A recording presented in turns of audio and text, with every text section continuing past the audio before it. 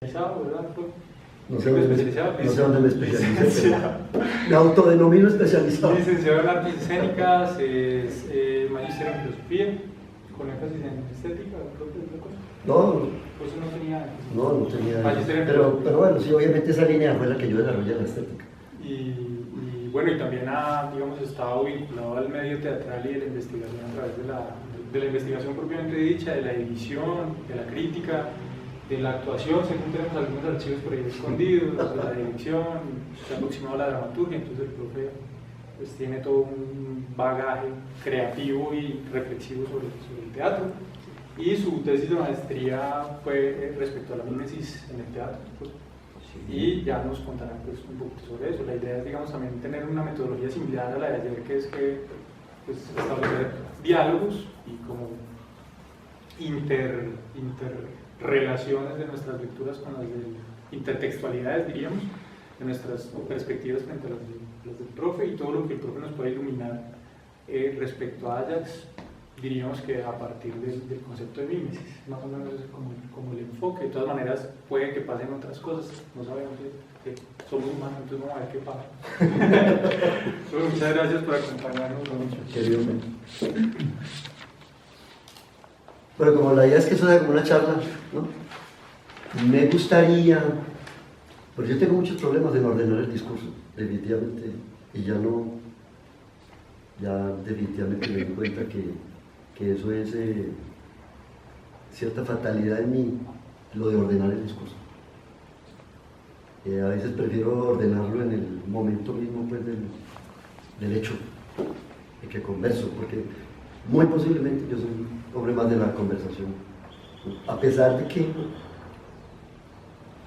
podría reconocer algún tipo de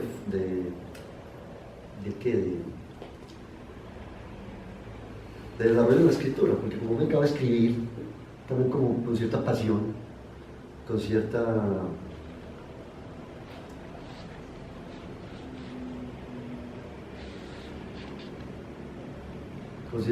¿cómo diría yo? De esas razones inconscientes que hay, que lo obligan a uno a hacer algo y que de lo que, digamos, uno no es como muy consciente, pero que necesita hacerlo. Yo recuerdo que desde muy muchacho, tengo muchas libretas por ahí, cuando no tenía computador, muchas libretas por ahí, que tengo muchas anotaciones desde que era muy muchacho. El interés siempre en estar como, que tiene que ver con la mímesis obviamente, en estar escribiendo, describiendo, digamos, lo que me pasaba, volviendo sobre mi experiencia, porque escribir es como eso, ¿no? Volver sobre la experiencia. Es como un acto mimético también la escritura.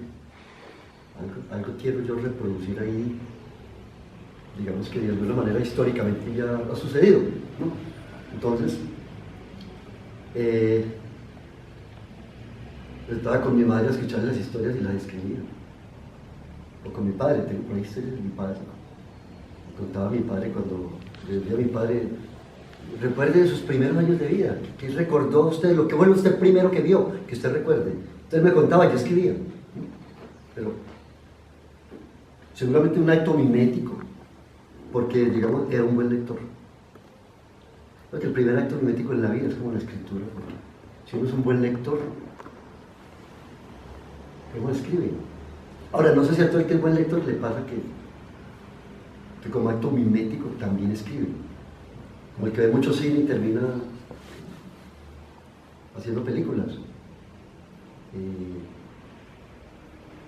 crítico de cine debería derivar en convertirse en un director de cine.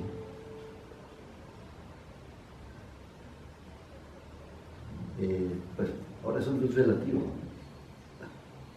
Hay diferentes posturas con relación a eso. Pero está hablando de la organización del discurso. Entonces me puso a pensar mucho en eso. Siempre todo esto lo relaciono con el tema de la mímesis, porque el tema, para mí la mímesis se convirtió inicialmente como en un término, pero en teatro, para mí en teatro hablamos de mímesis y reimitación. Entonces yo creo que para el teatro perdió la palabra mímesis importancia. Lo digo desde el contexto que me rodeó a mí el teatro toda la vida. También eso Mímesis. Hacer mímesis era imitar, ¿no? Pero cuando entré a filosofía, yo sentía que los filósofos trataban la palabra de una manera muy, como, con cierto misterio. Mímesis, entonces los mímesis, a que decían mímesis como que eso aludía a otras cosas más importantes, más trascendentales, ¿no? Me toca con el profesor Adolfo León, pues, y el que aprendí muchas cosas, bueno, todos los profesores de filosofía. Y entonces, ahí fue en donde, digamos, yo empecé a recuperar como el interés. Y empezar a mirar como todo lo que podría, de una relectura para el teatro. Porque lo que descubrí después es que la palabra mímesis no se había tomado como en serio para el teatro. Y había obras hechas en danza. Hay una obra muy importante de una caleña que escribe sobre la mímesis en la danza. No recuerdo exactamente en este momento cómo se llama. Pero está en mi libro, debe estar aquí. Vamos al ejercicio. Tengo quienes de una vez.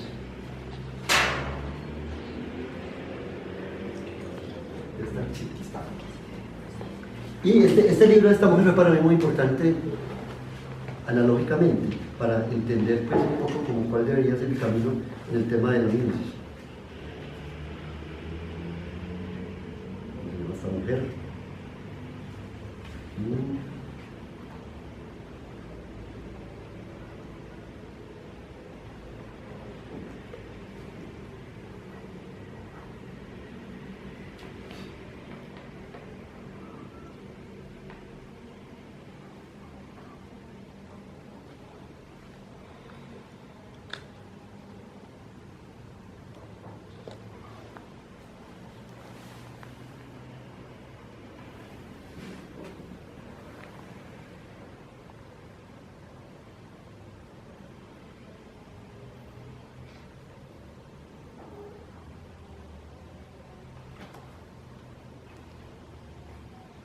No la encuentro aquí. ¿Cómo? ¿Es una mujer de qué, profe? La mujer que escribió un libro sobre danza, pero referido, sobre mímesis, pero referido a la danza. Pues es que tengo un lapsus, pero tiene que estar en la bibliografía. Si no la metemos. Si no, la hay que meterla porque... Mujer mímesis referida a la danza. Olvidos fatales. Bueno, pero te la tengo que dar. Pues entonces ella trabaja en la danza desde la perspectiva de, digamos, de la perspectiva de la mímesis, ¿no? Obviamente porque el término mímesis está ligado primeramente a la danza. ¿Sí? O sea, la danza parece ser que es lo que primero hace una mímesis completa o una mímesis, o se reconoce la palabra mímesis a partir de la danza, del ritual, ¿no? Y la danza absolutamente vinculada, obviamente, digamos, al teatro, que la danza está absolutamente vinculada al teatro, la danza, la música, la palabra, el fuego, ¿no es cierto? Eso, a mí me reclamaban que por qué no, cuando hablábamos de los orígenes del teatro, por qué no hablábamos de danza, pues como un capítulo especial, y pues no puede ser un capítulo especial, porque es que la danza, el teatro, la palabra, el fuego, todo eso la danza no nació en las academias, ¿no es cierto? Bueno, algunas personas se frustran cuando saben eso, pero la danza nació con el teatro, ¿no es cierto? Nació con... Es más, sí nació vinculado absolutamente a la naturaleza. No se aprende, y ni se aprende pues como digamos, solo como un efecto académico, sino que hace parte de la vida. Bueno. Entonces, digamos, y ahí es donde digamos, el término va empezando a volverse como tan importante para mí, tan importante.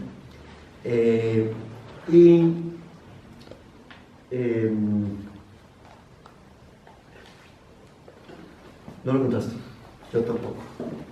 Y me parece muy grave porque eso debería estar esa referencia ahí, porque este libro fue muy importante. Si pasó eso, es un lapsus imperdonable. luego lo resolvemos en un momento distinto a este. Bueno, retomo el tema de la mímesis. Bueno, entonces, digo yo que inició como una palabra, volviendo una palabra como cualquier otra, pero entonces, luego mi interés fue, trabajé 2 años en investigación con el profesor Carlos Alberto Espina, pues que fue un hombre muy importante en la tradición del teatro, entonces el teatro, digamos, griego, entonces el hombre es muy bueno, entonces él apoyó bastante en esa búsqueda, siendo que él no es de teatro, pero sin embargo, obviamente, los recursos de la investigación en filosofía me sirvieron mucho para perseguir la palabra y detrás de la palabra todo lo que la iba involucrando. Descubrimos en biología cosas asombrosas, ¿no? Como las serpientes venenosas, obviamente los depredadores las reconocen, las venenosas, ¿no? Yo no me como las serpientes porque, imagínese usted comerse una serpiente venenosa. Pero las serpientes no venenosas fueron adquiriendo lentamente la misma forma para protegerse, pero como mimética, o sea, hacían mímesis. O sea, hay una inteligencia de la naturaleza muy interesante. Muchos animales, cuando van a ser depredados, hacen la danza, ¿cómo se llama eso? La danza, digamos, erótica del macho para no ser, ¿no? Y engañan al depredador. ¿Cómo lo hace? ¿Cómo hace eso un animal, ¿no? Que supuestamente no es inteligente. Entendemos que los inteligentes somos nosotros y los animales no, pero ¿cómo un animal puede hacer eso? ¿Cómo puede llegar un animal a simular para no ser depredado? Seguramente que eso tiene relación con la palabra mimesis desde el punto de vista pues, humano y la cultura, ¿no? Pues el hombre de alguna manera tal vez requiere la mimesis para no ser depredado también, ¿no?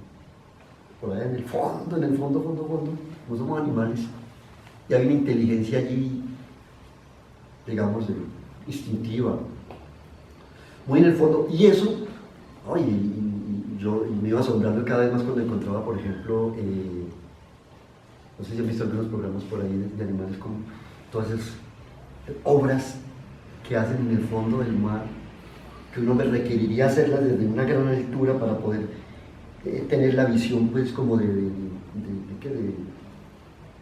la visión espacial, y un animal hacia allá, ¿no? Sin necesidad. Bueno, muy posiblemente tenga algún punto de vista así más holístico, pero en general él está allá y hace unas obras de arte. Por ahí lo he visto en algunos, Ginás trabaja mucho ese tema, ¿no? Y otros autores.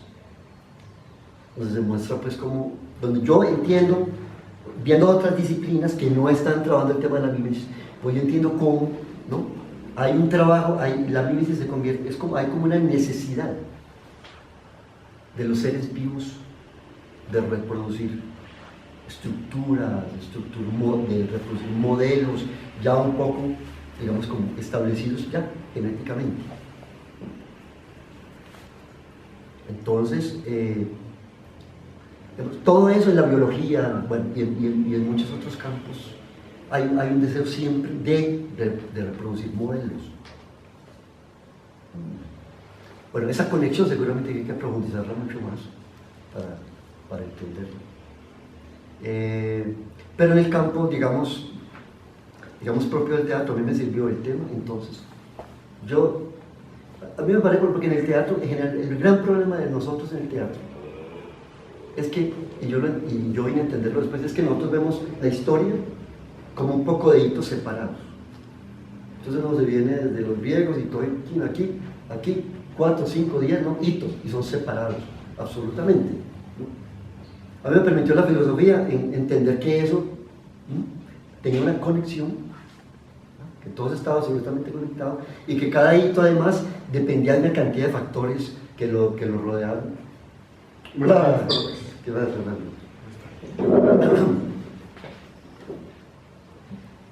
Que hay una cantidad de factores que rodean, digamos, contextualmente cualquier fenómeno del teatro. Económicos, políticos, históricos, muchos fenómenos. Y que no son simplemente, entonces Molière, Shakespeare, entonces uno lo ve y siempre los vemos como como casos aislados, como elementos que era un genio, ¿no? Pero seguramente era un genio, pero construido, ¿no? Con todas las contingencias de la época, en todos los sentidos. Entonces, digamos que a mí me permitió, eso que es tan obvio, muchas cosas obvias que por obvias uno no las visita, no las reconoce, no las deja, es obvio. Pero entonces a mí me permitió eso, y verlo, entonces ver como ese decurso, digamos, el recorrido histórico de la palabra mimesis en relación del teatro con la realidad. Teatro-realidad.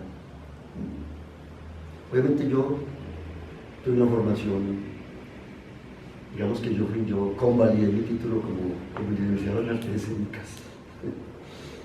Convalidé, me decía mi hijo, cuando convalidé el título, entonces claro, ¿no? Como yo lo convalidé, no fui a estudiar con los profesores, pero mi hijo me decía, él estaba terminando biología aquí, y me decía, pero usted no sabe lo que se gana, usted no es soportado un poco de profesores aburridores durante 4 o 5 años, pero hay profesores muy buenos, profesores que uno quiere y con los que uno se identifica y tal. Hay unos varios, hay unos profesores que uno no quisiera ver nunca y que uno va a eso y que uno va a generarse fobias al conocimiento con ellos, ¿no?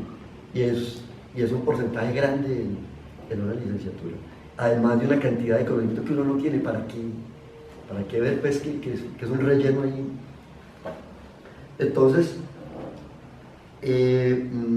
bueno, entonces convalidé, digamos que lo convalidé, pero obviamente siempre había estado aplicado. Después me di cuenta, ¿no? Después entendí por qué, digamos, el autodidacta. Lo entendí en la academia, ¿no? La importancia del autodidacta y por qué los ministerios incluso reconocen ese tipo de conocimiento. Porque la gente está ahí y la gente siempre quiere un conocimiento que es útil. No el conocimiento que tú tienes que adquirir por algún tipo de formalidad académica o currículo o tal, sino tú aprendes lo que tienes que aprender y además eres incisivo y estás ahí, ¿no? Entonces uno sigue una ruta que le permite adquirir un conocimiento, digamos, pertinente, para no decir otra palabra. Bueno, estamos ahí haciendo eso. Yo escribí algunos textos, siempre pues en ese afán muy intuitivo de escribir, digo yo, de hacer mímesis del mundo, de lo que lo rodea, de la inteligencia, de lo que lograba, y escribirlo. Si no lo hubiera escrito ya, yo creo que todo eso se hubiera perdido. Si yo no escribo esto, ya, ¿no?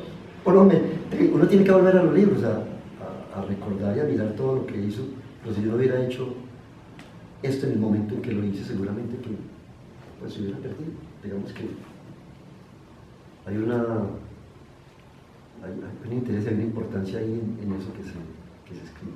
Bueno, luego entonces, digamos, de convalidar el título y a través del libro, un libro de crítica, la crítica en la comunicación teatral, donde yo, profesor Adolfo León Grisales y un profesor muy desconocido que nadie conoce aquí, que es Muriel Giraldo, nadie lo conoce aquí. Él y Adolfo León fueron mis asesores en ese libro sobre crítica, y ahí recogí yo todo, digamos, 20 años, un poco más, y ellos me apoyaron mucho, todo ese desorden del autodidacta, ¿no? Pero obviamente ellos me ayudaron a organizar el discurso, que yo no tengo capacidad para eso. Ellos me organizaron, me ayudaron y ahí, digamos, recogí una cantidad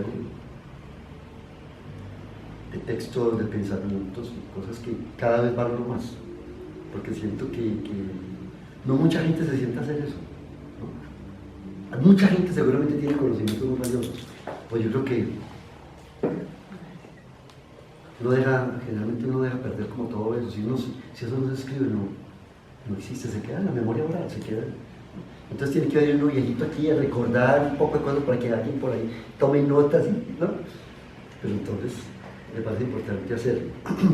Bueno, entonces luego obviamente aquí ya empecé a vincularme con estos magos de filosofía y entonces, digamos, entré a la maestría. Para mí fue revelador encontrarme pues allí con estos filósofos Me parece, son sacerdotes, los filósofos son sacerdotes, es gente aplicada de una manera al conocimiento y a la argumentación y a todo, que yo se asombra de la manera como esta gente logra ese rigor. Me parece muy importante. Yo aprendí mucho de ellos. Esa disciplina nos falta a nosotros seguramente en las artes. Somos hacedores. Y pues, obviamente, seguramente que a nosotros nos define el hacer. Pero hay otro tipo de aproximación, digamos, a la vida, a la realidad, al conocimiento. En ese trabajo del filósofo, de la argumentación y de la elaboración de las ideas, de la descripción y de alguna manera de organizar el pensamiento a través de la escritura, que me parece que es muy valioso y contribuye mucho pues a la cultura, al conocimiento, a que todo esto se desarrolle. Todo eso para justificar mi problema con la organización del discurso. Entonces yo procuro organizarlo digamos, en la oralidad. Y me cuesta mucho, pero necesito siempre que alguien me ayude para organizarlo casi todos necesitamos que alguien nos ayude cuando vamos a hacer un libro a organizar el discurso, ¿no? Porque digamos uno es una plétora de muchas cosas y uno no sabe cómo organizarlo y alguien desde afuera le ayuda a uno a organizar el discurso. Entonces, bueno, con base en eso, yo quería como hacer primero una pregunta para que induzcamos como una conversacióncita. ¿Por qué me interesaría? ¿Para qué les interesa el término mimesis a ustedes? Es decir, ¿qué generan ustedes el término mimesis? Para mirar desde qué perspectiva pues lo abordamos. Bueno, no quiero hacer como no quiero describir aquí el trabajo que hice, no quiero estructurar aquí pues como cuál fue de manera informativa lo que hice, sino mirar cómo, según el interés de ustedes, relacionamos el término mimesis, para hacerlo como de una manera más interesante para ustedes. Y no ponerlo a bostezar aquí abajo. Entonces, bueno, digamos que nosotros en el proyecto de investigación que se presentó a Colciencias, tenemos como fin una creación que vincula una tragedia de Sófocles, que es Áyax, y que vincula las masculinidades, el concepto de la masculinidad. En esa alianza que estamos estableciendo, uno podría pensar que Áyax podría ser un arquetipo de la masculinidad. Es posible, digamos, que uno pueda establecer que lo mismo que pasa con otras tragedias de Sófocles, ¿no?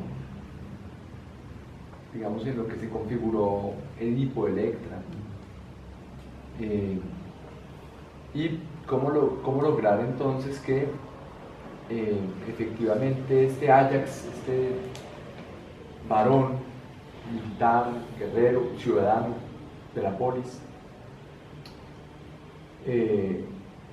se configure y logre tener esa mirada desde la masculinidad.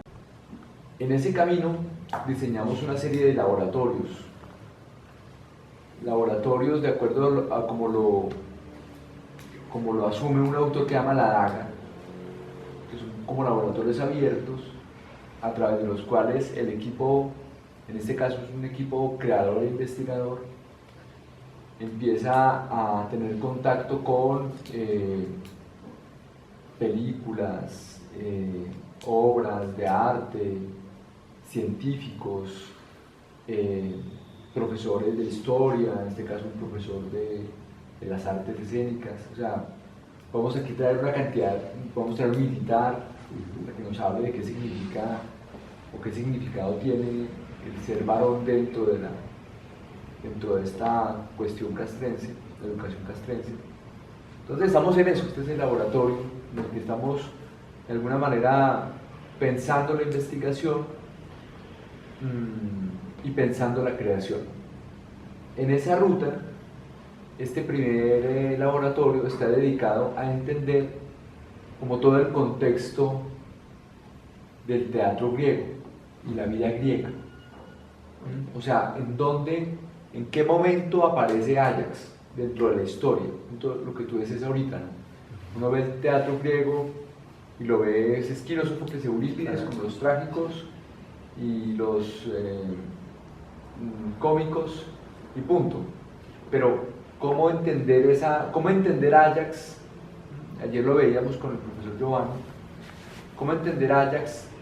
Que es escrito en un momento, pero es la vida de un momento muy anterior, que es todo lo de la guerra de Troya, todo lo que viene, digamos, de la guerra de Troya. ¿Cuál es la interpretación que tiene Sófocles de eso? Y de alguna manera nos parece interesante entender si Áyax como guerrero, o en el momento, digamos, en la escritura de la tragedia, correspondería a una mímesis de qué. Es la mímesis, porque si está escrita, está basado en otra época, o sea, muchos años atrás, en la guerra de Troya.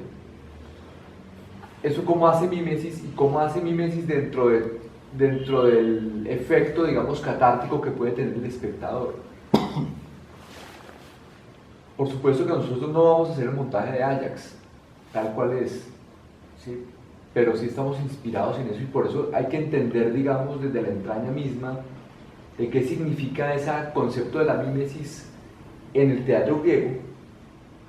Si Áyax es mímesis de qué, o sea, mímesis de su época, o se puede entender la mímesis así, o es una imitación de qué, o si el concepto de imitación sí es o no es. Digamos como que ese es como el centro de lo que queremos explorar contigo, ¿no? Ya. ¿Cómo entendemos a Áyax dentro de ese contexto de la tragedia, dentro de la poesía, digamos, trágica? Y ese concepto de mímesis, ¿cómo lo podemos entender hoy? O sea, si yo quisiera hacer un juego, por ejemplo, Áyax es escrita en el 450 y pico, antes de Jesucristo. Que ahora no se dice antes de Jesucristo, sino antes del presente. Antes del presente. Los historiadores Sí, antes del presente. ahora hablan antes del presente. Y el personaje del Los pasado. historiadores ateos. El presente es cuando se descubrió el carbono 14, más o menos en la década de los 60. Entonces, pues ya la resta es mucho más complicada Claro. para hacerla.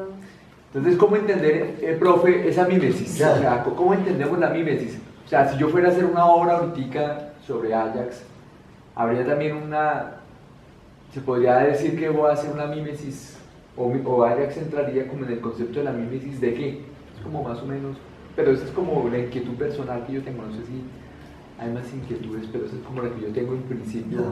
pensando y enfilado hacia la comprensión de Áyax. Digamos que estamos cometiendo de cierta forma un acto de profanación de la obra, desde lo que entiende la profanación de Giorgio Agamben, ¿no? Y es tomar un trágico, ¿verdad? Una obra, digamos, de este trágico tan importante, y actualizarla es un acto de profanación, ¿no? Entonces, ¿cómo en este acto de profanación consciente de la obra, al traerla para acá, cómo nosotros la podemos ver realmente, cómo la podemos nosotros aproximar a nosotros? Y ayer nos quedamos en la noche, ya el equipo de creación, pensando cómo podríamos hacer, y tenemos unas ideas bastante profanadoras, inclusive del acto creador escénico, pero por supuesto que en lo personal, cuando yo me atrevo a hacer una obra, yo me la pienso bien. ¿Por qué quiero hacer esa obra y no otra? ¿Y por qué me arriesgo a hacer esto y no otra cosa? O sea, usted siempre ha sido un profano. soy más, aunque no parezca, soy muy racional al momento de hacer la obra. O sea, yo calculo de cierta manera algo que yo quiero hacer.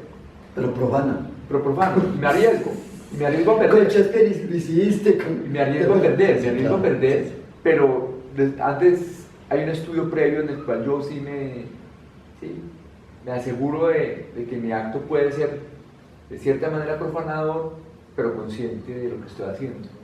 Cada vez que a usted la metáfora del teatro le permite, le juega una traición a la razón. Usted es un tipo muy racional, te lo digo porque he seguido un poco el trabajo de Daniel, pero alguien finalmente, yo creo que finalmente se suelta de las cadenas de la razón y termina en el acto creativo. Le juega a usted, no sé si una mala pasada coma Ajax, pero le juega una mala pasada siempre a usted. La Que única no me suicide yo creo que No, no. ahora. analógicamente, que no vas a correr pues la suerte de Ajax. Pero me parece que esa, y además es como la virtud de pronto de la metáfora y el acto creativo en el artista, ¿no? Que finalmente usted termina, obviamente usted inicia como un acto racional, pero termina haciendo mímesis de esas fuerzas desconocidas de un modelo que uno quiere reproducir pero que no conoce. ¿No? Lo digo de otra manera, adelantando un poquito pues. ¿Qué hace el poeta? El poeta lo que hace es reproducir un modelo, ¿no? Un modelo desconocido. La posibilidad de acercarse al modelo está en el poema. El poema le permite a uno intuir el modelo, pero es un modelo que no existe en ninguna parte. Y digamos que es un modelo de alguna manera mental, que uno tiene, ¿no? Un modelo. Pero siempre el poeta está intentando acercarse, ¿no? A algo que es intangible, desconocido. Pero que ese trabajo intuitivo es el que le permite soltarse, ¿no? Y hacer mímesis de eso que es desconocido pero que uno intuye, que es en el fondo el tema de la mímesis, ¿no? Reproducir un modelo intangible, que es lo que terminarán haciendo ustedes con Ajax, reproduciendo, es decir, es como si ustedes supieran qué van a hacer desde ya, pero ahorita decantar muchas cosas. Hay algo de ustedes que saben qué van a hacer, hay algo, ¿no? Pero obviamente hay que decantarlo a través de todo este trabajo que están haciendo, hasta llegar a permitir que otras fuerzas entren y interpreten ese tema de Ajax. Porque yo creo que es que, en el fondo, la mímesis que hay en la obra, ¿no? Digamos, reproduce un modelo. Lo que intentan ustedes es entrar en el mismo nivel intuitivo con que el autor hizo la obra, para entenderla.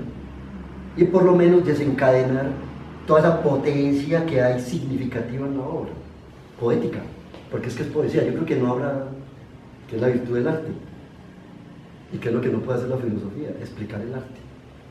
La filosofía no puede explicar el arte, nunca. Terminaremos hablando y hablando de Ajax y se dirá, y ustedes harán todo, pero siempre habrá alguien que diga algo más. Y esa es, digamos, la virtud de la poesía y la virtud de la mímesis que hay en la poesía, que es como si es un milagro que siempre nace en el momento en que usted se pone frente a él. ¿Qué es lo que es el arte? El milagro del actor dionisíaco, que siempre que tú lo ves ahí, nace de nuevo, se actualiza la memoria, se actualiza la acontecimiento. ¿Qué es lo que hace el teatro? Actualizar los acontecimientos inmemoriales. Hay una frase preciosa, hay una cosa preciosa de Gadamer. Yo cuando descubrí eso a mí me explicó todo el concepto del arte, y es una cosa muy elemental. Tal vez ustedes la han visto en alguna parte. Ese concepto de las tablillas en Grecia, que cuando alguien salía de Grecia iba y visitaba un confín por allá lejano, entonces cuando se despedían cogían una tablilla y la partían en dos, y ellos se quedaban con la mitad de la tablilla y el que se venía se quedaba con la otra mitad de la tablilla. Si en 20 o 30 años un hijo, un nieto se iba con la tablilla, allá se encontraban, ¿no? Otra vez, y unían las dos tablillas y decían, claro, ya tenemos una relación con nuestros antepasados, y volvían otra vez a, digamos, no sé, el hospedaje, la fiesta, la rumba, porque se están reconociendo, ¿no? A través de la tablilla que se une. Y dice Gadamer que ese es el concepto del arte, Cuando tú vas a ver una obra de arte, tú tienes la mitad de la tablilla y la obra tiene la otra mitad. ¿Sí? Es como si hubiera a través de la obra de arte me permite a mí reconocer como mi totalidad, como si la obra de arte tuviera la otra parte, la otra mitad de mí. ¿Qué hay de importante en Ajax?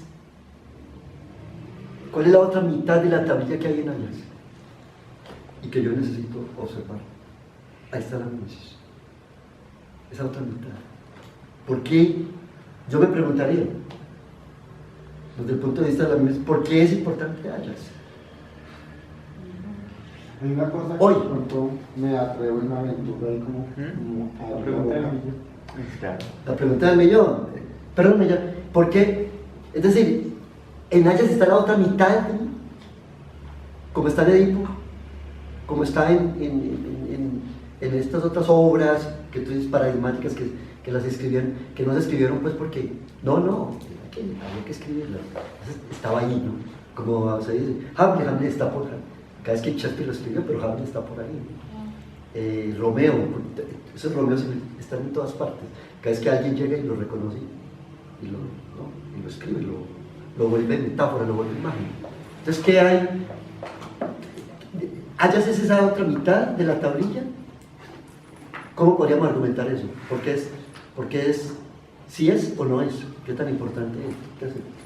¿Qué dice Fernando? Porque siguiendo un poco eso, me parece, pues para mí como estoy tratando de entender desde adentro y desde varios lugares, y me parece, digamos que lo que propone Daniel de mímesis, coger a Ajax, imitarla, pero bueno, entonces, ¿qué cogemos de Ajax? ¿Qué nos preocupa de Ajax? Entonces me parece interesante, conociendo este personaje y todas sus afectaciones, y conocer a profundidad su sentido de vulnerabilidad y cómo lo paso a otros cuerpos, a otra sensación, a otra imagen. Claro, entonces me parece interesante cómo lograr un acto mimético que puede ser desde conocer este personaje, Ajax, lo rastreamos, pero lo rastreamos en sus en su humanidad, porque finalmente es su humanidad lo que debemos rastrear, lo que hemos rastrear cuando mató a los carneros, lo que hemos rastrear cuando se suicida, lo que hemos o sea, todo hay que rastrearlo, pero el hecho está como presidido por el elemento del héroe, ¿no? Entonces sí me parece que, y eso aquí me lleva ahorita haciendo como una reflexión que empieza a construir y deconstruir mi propio concepto de hombre. Claro, si yo tengo que matarme, si todo eso lo pongo a Fernando, empieza a develar una cantidad de cuestiones humanas del presente. Claro, yo no voy a la guerra, claro, mis campos son otros, claro, nuestros campos son otros, pero cómo nos estamos construyendo como hombres ahí, desde esos conceptos básicos que desde la humanidad de Ajax, como héroe, como mar, como todo lo que implica eso. Me parece interesante cómo logramos ahí hacer ese proceso mimético de esos valores. Bueno, me parece que esa obra tienen que tener la capacidad de verlo usted desde el suicida que llevan dentro. Todos somos suicidas. En el fondo somos suicidas todos. Federico Nietzsche desde el suicidio le permite a uno pasar bien más de una mala noche. La posibilidad del suicidio. No solo el suicidio no solo es metáfora. Me parece que no solo es metáfora. A mí me ha permitido pasar la posibilidad del suicidio me ha permitido pasar bien más de una mala noche. Saber que yo podía terminar con esto si quiero. Y soy autónomo. Es que el suicidio es un ejercicio de autonomía muy interesante. Me parece que desde esa perspectiva también hay que verlo. Desde el suicida que llevamos dentro. Yo soy un suicida. No lo hago no me suicido por otras razones. Yo soy un suicida. Porque si yo soy feo estando vivo como eres muerto de feo, a mí me asusta estéticamente la muerte por eso. Porque los muertos muy feos, ¿me entiendes? Pero mire que son, no, y estoy hablando con sinceridad del asunto. para mí el problema del suicidio es un problema estético, ¿no? Y ese problema estético se refiere ahí, en Nayas. Cuando el hijo se aproxima y ve cómo sale sangre negra. Eso es de lo más espeluznante. Ahora imagínate, el hijo, lo digo yo ahora porque yo tengo hijos y los que tenemos hijos saben. Entonces, y quien no tiene analógicamente entiende y que no lo entiende, ¿no es cierto? Y que es más preciado que un hijo y el pensamiento de que un hijo te vea en esa circunstancia. Yo le hago la analogía con los gallos, ¿no? Claro, le dice el teucro al hijo, quédate ahí cuidándolo para que no ponle la mano encima porque eso lo respeta. Eso lo puso como un escudo. Su hijo allí, creo que el hijo es pequeño, ¿no? Ulises, sí. Es pequeño. ¿Cuántos años tiene el hijo? No sé, pero en todo caso hay un pasaje que dice que lo alce en los brazos. O sea que no debe ser, digamos, no debe tener más de 10 años, por ejemplo. Digamos que lo alza, aunque es un tipo muy grande supuestamente, pero es un niño, ¿no? Es un niño, exacto. Entiendo que es un niño porque uno ve que no tiene, pues no está como muy caracterizado, no habla, por ejemplo. No habla, exactamente. Pero miren ustedes que dice, protégenlo, el teucro, el hermano, ¿no? Que entra también ahí el tema del hermano, que representa el suicidio para el hermano. Como esa perspectiva del hermano, del hijo, de la mujer, ¿no? Claro, porque queda otra vez esclava. De Odiseo, que siempre Odiseo es presentado así, el prudente, ¿no? Sí. Ante esa prudencia además lo alivia a uno, ¿no? Pero uno está leyendo la obra, entonces eso uno se mete ahí, pucha, es muy pesado eso. Yo sentí esa tragedia muy, si yo lo hubiera leído en otro momento de mi vida, hubiera sido un símbolo, ¿no? Es el problema del símbolo. Ah, sí, un suicida, qué héroe tan importante, ¿no? Como vemos todos, como todos deberes de la academia, ¿no? Como una cosa que sucedía era el símbolo, fría, el símbolo, y que hay que presentarle a otros para que digan, ay, qué bonito, mira, tan lindo hayas, ¿no? Como entierran la espada del enemigo de Héctor y se tira y se dice, un héroe. Pero es un tema sobre la obra sería, yo la sentí de verdad ese tema.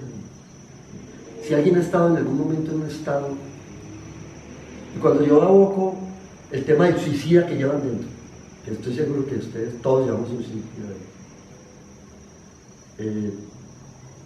abogo, digamos, otro tipo de estados en los que uno ha podido estar, por ejemplo, el estado de teucro, no, el mismo estado de Hayas cuando se va a suicidar, o el teucro de los que hemos estado alguna vez en estados tales de sinsentido, de catástrofe, que le permitieron entender a esos personajes. Anoche hablamos de la catástrofe, pero tengo una pregunta, profe, y es, entonces la mímesis es la identificación que yo hago con el personaje, es como, a ver, siguiendo, digamos, la línea aristotélica, la anagnórisis es supremamente importante, que es el reconocimiento. En la mímesis es ¿de quién? Del espectador. Es el espectador que siente identidad, identificación con el personaje, con el héroe, o cómo podemos entender esa mímesis técnicamente, digamos. Que es que hay mímesis del artista, del creador, y hay mímesis del espectador. Riquet habla de esas mímesis. Triple mímesis. La triple mímesis, habla de la triple mímesis. Lo que pasa es que la mímesis que hace, la mímesis que les permitirá a ustedes la obra Hayas, será la mímesis que de alguna manera podrá identificar al espectador. Porque es que como ustedes recogen la mímesis, a ver, ¿qué es lo que hacen ustedes, digamos, técnicamente? Ustedes leen la obra escrita por Sófocles. ¿Y Sófocles qué es? Un elemento de la cultura, de la historia, del contexto. Es un regalo que les da a ustedes, o sea, la cultura, como tantos autores.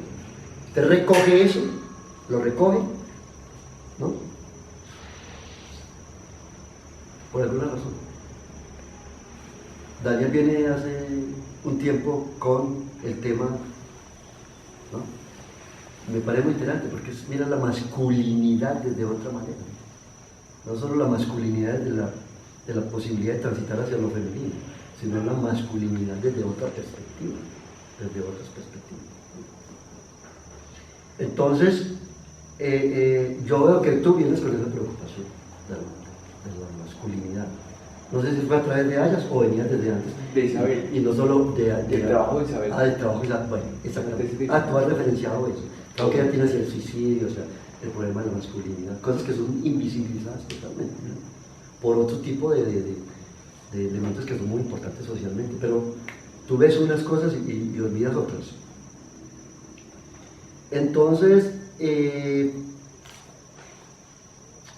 perdí. Estamos hablando de la triple mímesis, de cómo... Bueno. Yo ahí tenía una palabra. Pero yo termino la idea porque es que se me decía así. Bueno, entonces yo recojo eso, ¿no? Y ustedes obviamente harán un trabajo de investigación como me lo explicaste ahora, que es lo que entiendo. Y recoges todo eso, trabajan y ustedes luego, esa es la primera mímesis. Esa es la primera mímesis. Ustedes lo elaboran la metáfora, digo yo, trabajan desde esa perspectiva que yo les digo del suicida que llevan dentro, ¿no? Desde esa perspectiva también de la posibilidad de la catástrofe que hemos vivido en algún momento que nos hemos sentido, ¿no? Eso permite la mímesis. Digo yo, no solo es poner en el lugar del simbólico, del símbolo, ¿no? De lo que yo veo otro y yo voy a tratar de reproducirlo como creo que es, ¿no? Hay mímesis ahí, desde cómo yo he vivido ese tipo de situación. Digo yo porque cuando estaba leyendo la obra me puse un poco en esa situación, y ese es el tema de la mímesis. La obra logra que yo me ponga ahí, porque hace una mímesis de ese problema que está tratando, ¿no es cierto? Ustedes captan, cogen todo eso, hacen una mímesis como creadores, como poetas, y luego ustedes devuelven eso de nuevo a la sociedad. Lo que les dio la cultura se lo devuelven a la cultura, pero elaborado, reelaborado, digamos. Desde otra, ustedes actualizan la mímesis, a partir de ustedes. Vuelven y nacen, se da ese en la presencia de la obra.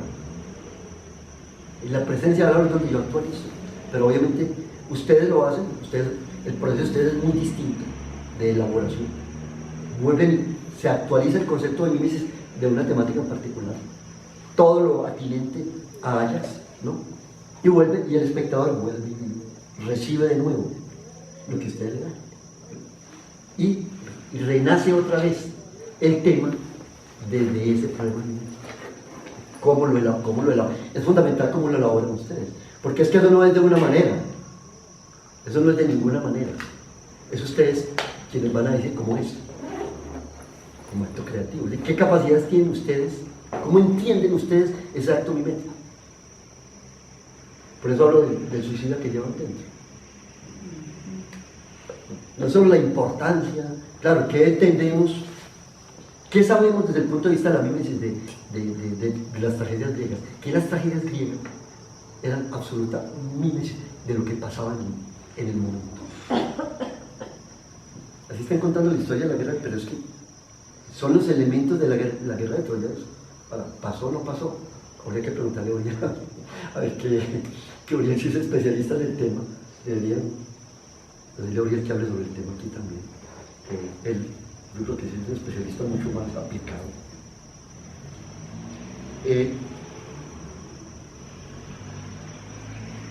¿Cómo Ayas actualiza una problemática muy importante en ese momento en Grecia?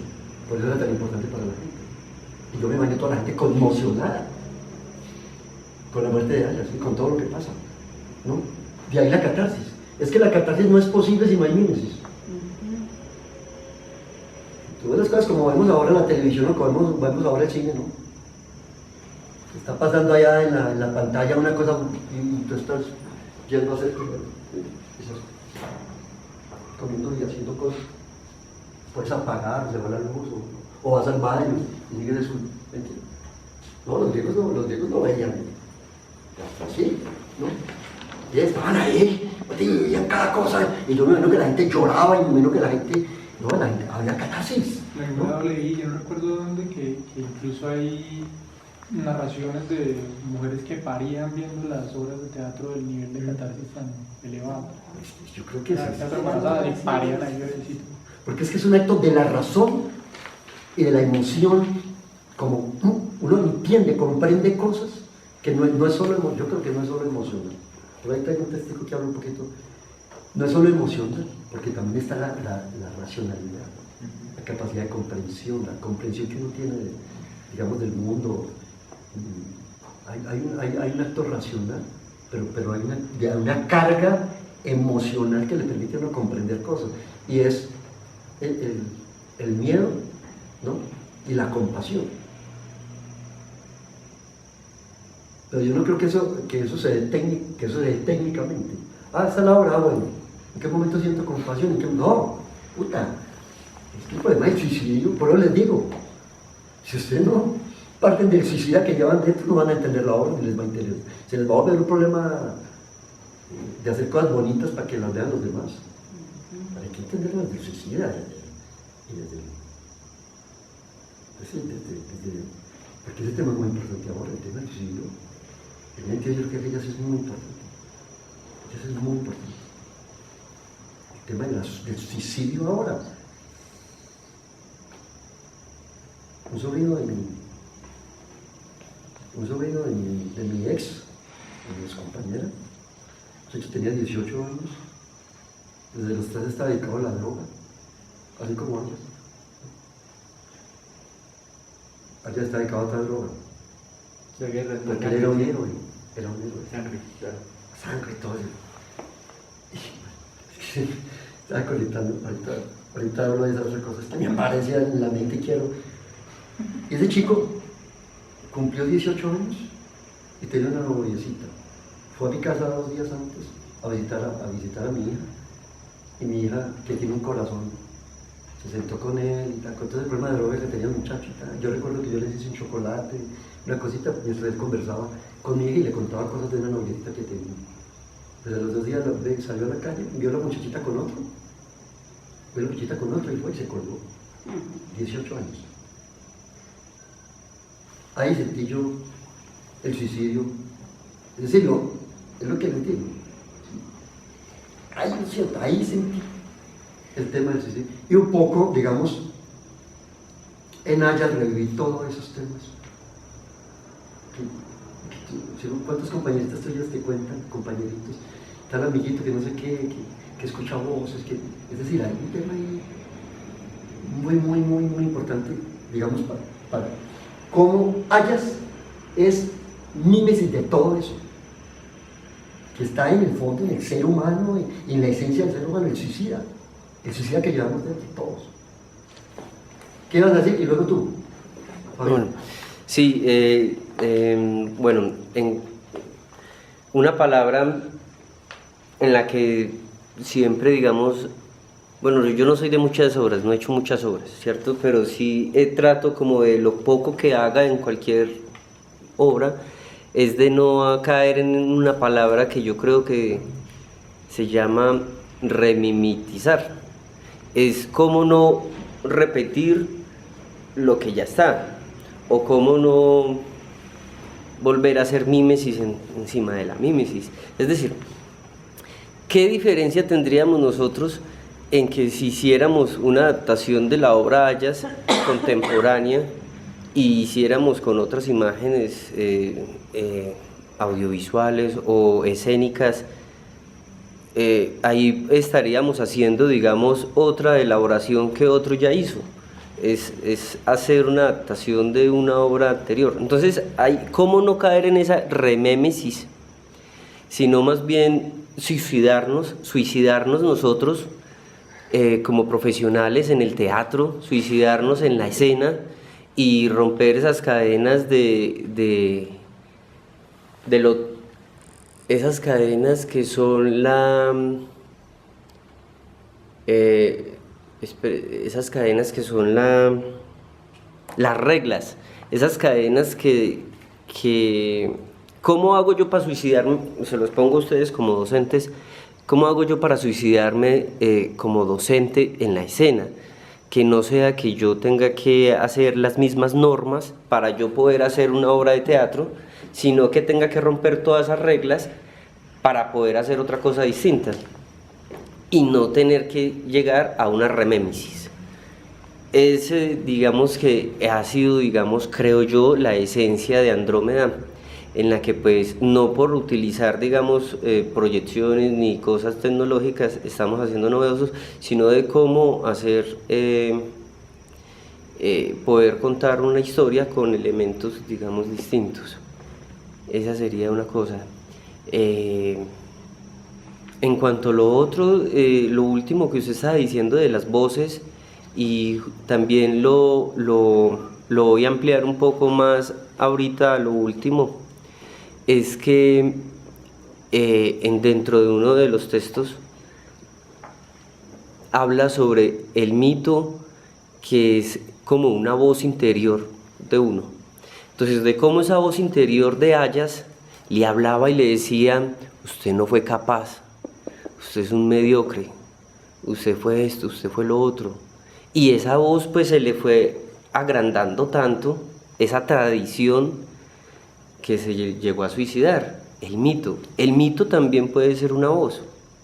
Entonces, ahí, esos dos puntos pues quiero hacer hincapié en eso. ¿Está bien? ¿Tú le dices? Sí.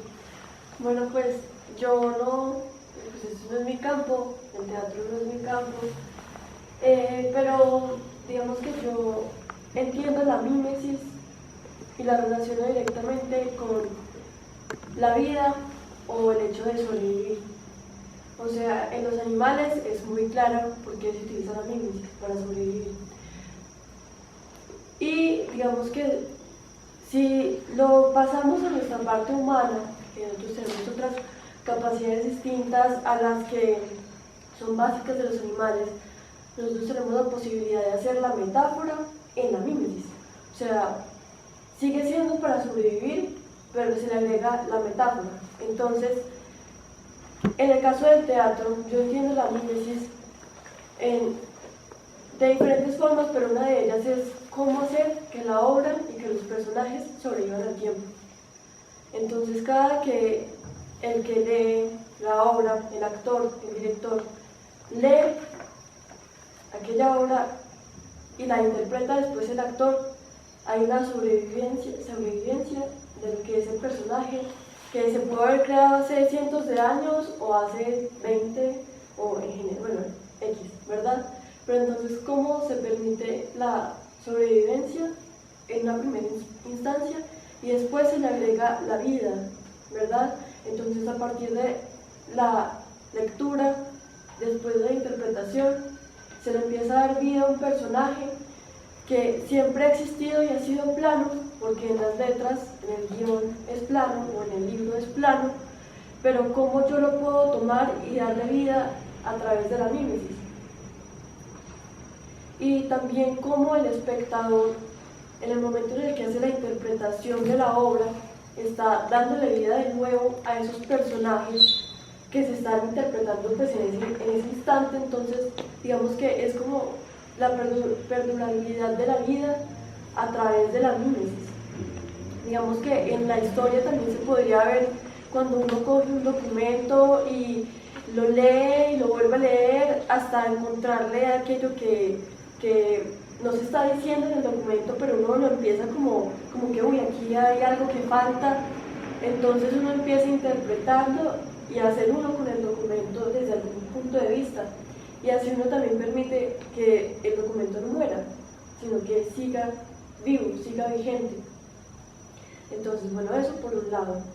Y por otro, con el tema del suicidio, yo creo que todos somos unos suicidas por dentro, pero eso se puede abordar desde dos puntos de vista distintos. Pues desde el literal, que es el suicidio, y desde otro que es, bueno, yo alguna vez escribí algo y en lo último que escribí era una pregunta, que cuántas veces había dejado de vivir por ser, ¿verdad? Entonces uno a veces está muy empeñado en ser, en existir con el rol que se le ha puesto en la vida, pero cuántas veces uno ha matado o ha suicidado esa parte interna de uno por ser eso que uno quiere ser, por mantener, como lo decía ayer, ese ego por encima de todo y que no muera y como protegerlo todo el tiempo. Entonces uno suicida muchas partes de uno mismo, se suicida muchas veces por dentro para poder ser algo que probablemente uno no sea, pero en la sociedad es algo que funciona, ¿verdad? Entonces digamos que Ajax digamos que se suicidó literalmente e incluso pudo haber sido una simple metáfora, por así decirlo, porque en el momento en el que entra la deshonra, la vergüenza, cuando el ego se siente atacado, uno va a intentar suicidar esa parte, tal vez no literalmente, pero uno la va a matar, la va a ignorar de alguna forma, la va cuando uno Extirpar. sí, como extirpar. Entonces, ¿cuántas veces uno en su vida cotidiana ha extirpado esa parte de uno, la ha suicidado, lo que uno es realmente por ser algo distinto? Eso también lo podríamos ver, ¿verdad? Podríamos hacer esa catarsis, porque eso también es Ajax, desde mi punto de vista. ¿Qué es lo que quiere matar a Ajax realmente? ¿Qué es lo que mata a Ajax? ¿Qué es lo que mata al suicida? Y mira que ahora lo que estaba diciendo Mariana, me surgen una cantidad de pensamientos acá, porque creo que me gustó esa frase de que los personajes sobreviven al tiempo. Es decir, cómo Ajax empieza a replicarse y va sobreviviendo como en el tiempo, ¿verdad? Como esos personajes. Pero me surge una pregunta importantísima acá, y es cómo sobrevive a la historia. Yo encuentro dos formas que podrían ser una interpretación quizás un poco elaborada y muy emborradora en este momento, pero creo que podemos profundizar alrededor de eso. Y es que Ajax es un guerrero, héroe, que se suicida, y entonces, pero está centrado en el problema del héroe. O sea, ahí está, es un héroe. Y digamos que los héroes lo que buscan es la inmortalidad a través de la palabra. Pero el problema allí es del héroe, porque además que el texto, los textos que tiene, el diálogo que tiene Ulises con Atenea es justamente centrado en el héroe. No podemos, usted no le puede hacer esto a este man. O sea, como si él es el que ganó en Troya, o sea, no lo puede usted confundir, no lo puede enceguecer, no, usted no puede hacer eso. Le recrimina a la diosa. Y la diosa finalmente, a través de las palabras de Ulises y del coro, en un acto de piedad, ¿no? Tiene compasión. Pero esa compasión es una cosa extraña porque, como diosa seguramente sabe, ¿verdad? Pues una diosa de la estrategia, ¿verdad? De la guerra y de la sabiduría y de la estrategia. Sabe que este man se va a suicidar, seguramente. Entonces, esa compasión es una compasión que tendríamos que trabajar muy bien, esa compasión de Atenea frente al hombre, frente al héroe, porque finalmente el hombre se suicida. Esa sería como una forma de entender esa ruta, digamos, de este guerrero hacia la inmortalidad. Pero entonces la pregunta que nos traes acá, ¿verdad? Es cómo actualizamos esa mímesis ahorita, y ligada a lo que propone usted ante mañana, es, y a raíz, digamos, del problema del suicidio, sería el hombre que se suicida, ya no el héroe, sino el hombre común, el joven, el hombre, partiendo que la mayoría y lo vamos a ver en abril, la próxima laboratorio es en abril, 1 y 2 de abril, que vamos a hablar sobre masculinidad, y vamos a tener una persona experta en masculinidad de Bogotá. El hombre que se suicida, que es un alto porcentaje de los hombres, es justamente al contrario, es el temor a fracasar, similar al de Ajax, pero para ser olvidado, o sea, no para ser rememorado, porque el problema de Ajax es que él sí ha hecho todo, y ese es el problema del ciudadano griego. O sea, el problema del ciudadano griego es ser rememorado. La memoria, cómo queda en la memoria.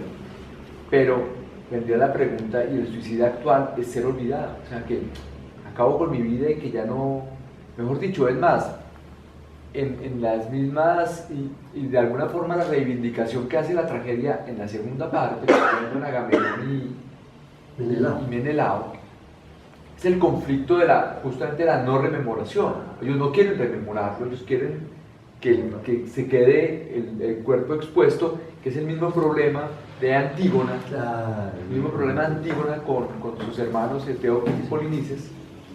Ahora no recuerdo bien si es que el que puede enterrarse es Eteocles y no Polinices, creo que es la cosa así, pero el problema de Antígona. O sea, el problema de Antígona viene a ser el problema que viene a exhibir Teucro con Tecmesa, y es esto tenemos que enterrarlo.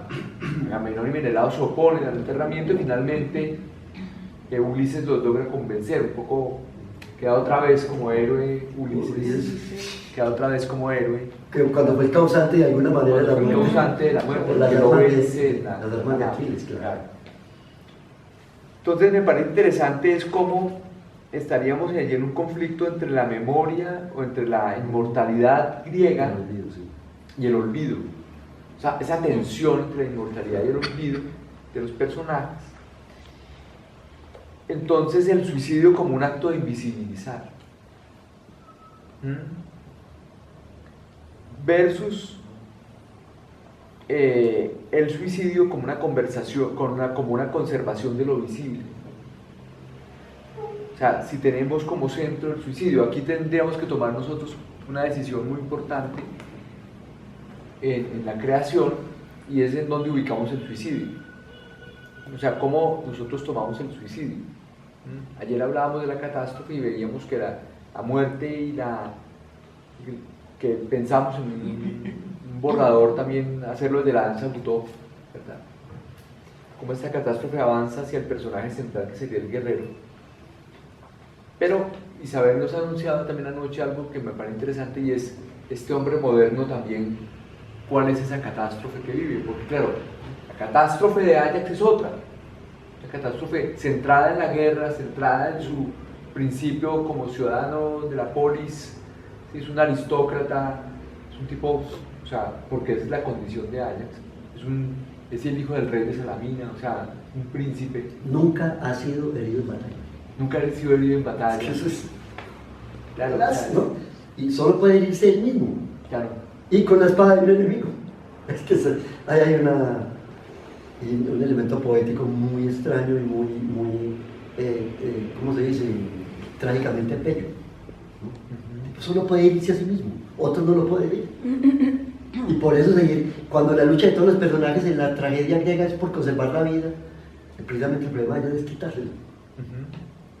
Y alguien porque no pudo haber sido herido por otro. Imagínate, las batallas, es que eso es muy significativo. Que no puede ser herido el tipo, pero tiene que irse a sí mismo. Y la manera como lo hace, clava una espada y se imagina uno, ¿no? ¿Cómo se...? Ayer hablábamos de Aquiles y de esas fragilidades, ¿no? O sea, Aquiles en el talón, sí, y Ajax en la axila.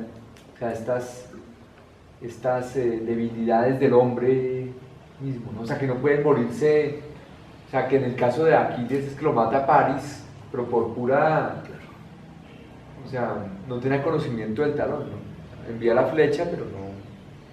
Pero le da el talón y lo mata. Porque tenía mala puntería. Mala puntería, el tipo era brutísimo para combatir. Claro. Iba corriendo con el arco.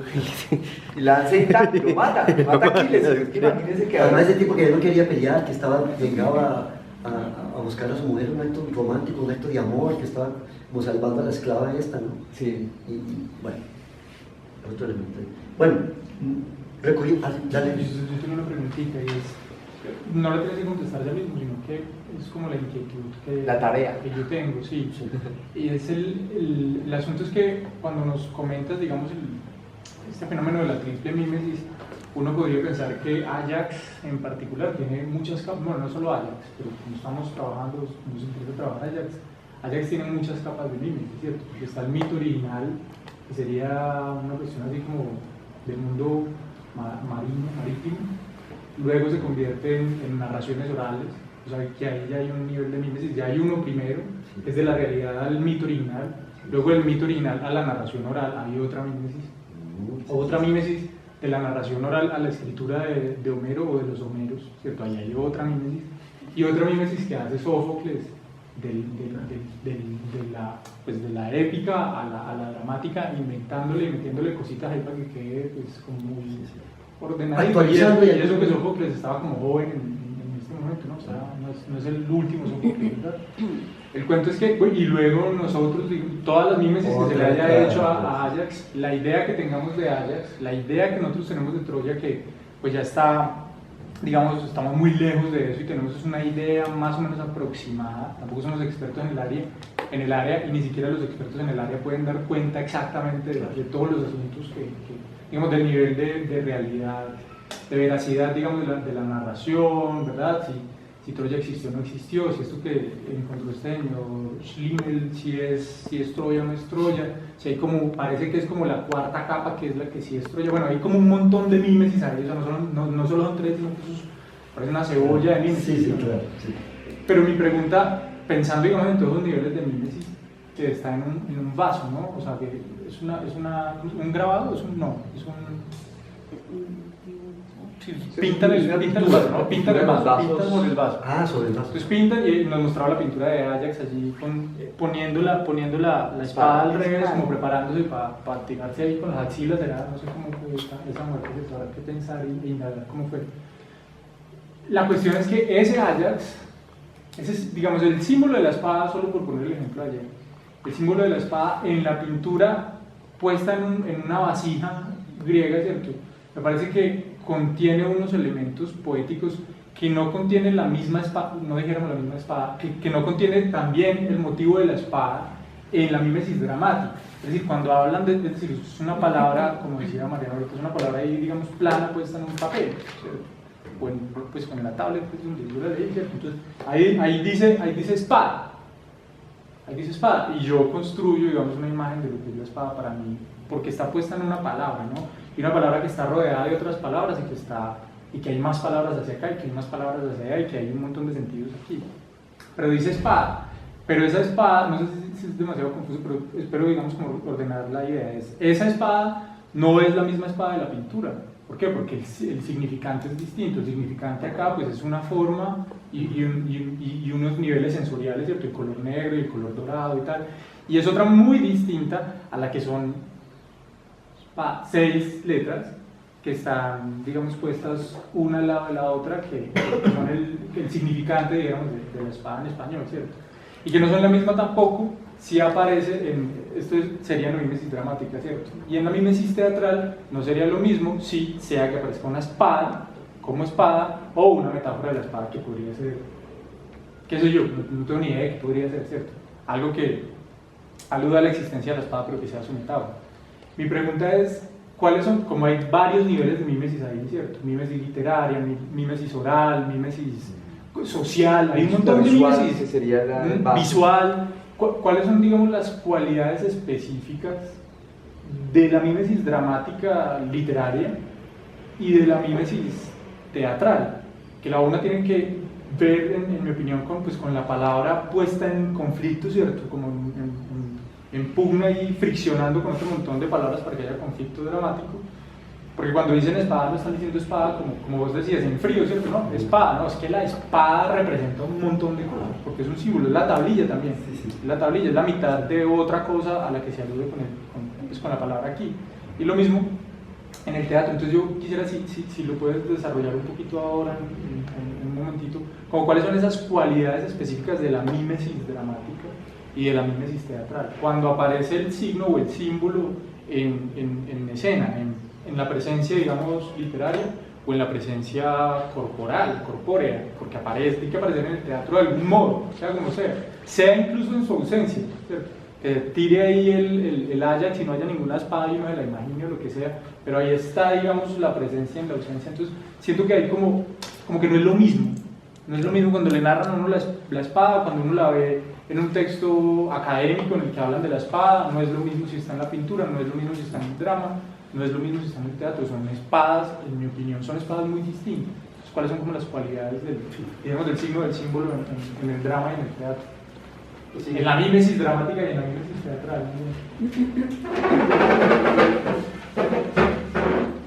Obviamente todas las preguntas que hacen son preguntas que yo me hago, pues yo no creo nunca pues digamos, en teorías acabadas. Por eso para mí es tan difícil organizar el discurso frente a este tema de la mímesis, porque yo sí quiero ponerme siempre frente a ese misterio y no organizarlo tanto que me olvide el problema de la mímesis y se me vuelva un problema del lenguaje, sino que siempre sea la mímesis la que, ¿no? Entonces yo me pongo a veces frente a ciertos elementos, frente a ciertas obras, no, incluso en la calle, porque sabemos que el problema del teatro no solo es un problema de lo que se hace sobre los escenarios, casi que el problema incluso fundamental es la teatralidad, ¿no? Cómo ese mundo que está allá afuera, el de la calle, el de un mendigo que está tirado allí pidiendo una moneda, me está organizando mi mirada para que yo le dé la moneda, ¿no? Hay una señora que se hace por ahí cerquita del Parque Bolívar, por la 23. Esta mujer es una actriz. Yo mandaría todo arte escénica que pasara y pasara por el lado de esa mujer. Esta mujer se la ve así, ¿no? Y alguien se le aproxima y entra en un llanto dramático. Sí. Yo no sé si lo has visto. Sí, claro. Yo así me hago por ahí así, lento a mirar. O sea, la transformación que hace ella cuando se acerca a alguien, una moneda a alguien. La transformación física de esa mujer. Y no la vi que hubiera pasado por artes escénicas. No la recuerdo. Y me imagino que haya estado en ninguna otra escuela, pero ya es la maestra. Habría que verla, ¿no? Pero no solo ella, todo. Un aparato psicofísico para... Es que el tema de la teatralidad es eso, cómo el otro organiza mi mirada. Para El engañar. mundo y el mundo, no solo el otro, es que hasta los animales organizan la mirada del otro. Cuando hablamos del animalito que para sobrevivir se comporta distinto, o entre tigres, no sé, yo he visto por ahí, entre estos animales que de pronto, ¡ah!, y de pronto hacen una danza uno frente a otro. Eso es muy teatral, puta, ¿ah? Eso es increíble cómo se ponen, ya no se agreden, ¿no? Lo que se ponen, hacen una danza y entienden que ya, chao, se fue de la manada, ya, se murió, se va a morir porque ya el joven recuperó y ya se fue con todas las hembras, es dueño de las hembras, ¿no? Y el otro se fue a morirse, ya, pero algo les permite entender eso. Y a suicidarse, claro, otro suicidio. Claro, sí, claro, que quedan en la ignominia. Claro. Además que les toca, o sea, ya no pueden... Exiliados. En el caso de leones, Exiliados, no pueden esa sería la palabra. acercarse, son Autoexilio. desterrados, viven solos, Pero se no autodestierran. nada. No, se auto, claro. Sí. No, pero algo les hace comprender que tienen que desterrarse. Tienen que cerrarse, claro. No, y para no irnos como tan lejos como a la selva, por ejemplo, hay muchos gaticos que se van de la casa porque ya saben que se van a morir y se van de la casa donde viven a morirse solos. A morirse a otra parte. Algo les hace entender. Y eso es algo que se puede ver cotidianamente, porque cualquiera puede tener un gato hoy en día, ellos se van. Claro. Eso es algo muy interesante. O como hay animales que también meten como la cabeza en la A la avestruz. Sí, son unos rituales bien peculiares. Y esa teatralidad que uno ve en la calle, eso que le organiza la mirada a uno, que es lo que llaman teatralidad, dice Duarte. ¿No? Sí, que es muy interesante ese concepto, ¿no? Porque eso amplía el concepto del teatro, ¿no? Y cómo en un momento dado el teatro influye en esa teatralidad, ¿no? Cómo por eso nuestros políticos hacen tan buen teatro, ¿no? Todos. Y cómo uno sabe que lo que le está mostrando es puro teatro, porque uno sabe que detrás, sin meter en política el asunto, hablamos de derecha e izquierda, todos son unos actores, ¿no? Y en todos los niveles, ¿no? En todos los niveles. La manera, la elocuencia, la manera como elaboran el discurso, todo. Ahí, eso es teatro puro, teatro que influye sobre la teatralidad. Estar organizando la mirada a todo el mundo. Eso es, ¿no? Sin fines, no tienen fines artísticos, pero fines prácticos. Le organizan la mirada al otro y lo ponen a votar, ¿no? Bueno, y otras cosas. Y otras cosas más interesantes aún. Bueno, es que intentando es como un tal estado bien aún. Es que no, una cosa aquí. A ver, mímesis.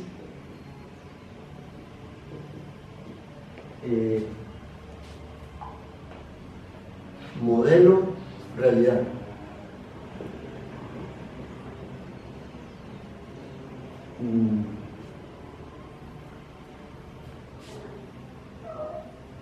Hablar de mí mismo es hablar de representación. ¿No es cierto? Representación. ¿Sí? Este modelo es el que uno siempre reproduce. Allá están los arquetipos, allá están esas formas primitivas que estudió pues Jung y que toda esta gente a través de investigaciones muy exhaustivas le dicen a uno que los arquetipos son estos, ¿no? Y aquí están, y yo en todos sus análisis juiciosos, en todos mis pacientes yo veía que se reproducía esto, ¿no? Exactamente, se reproducen estos arquetipos. Ahí estamos los seres humanos.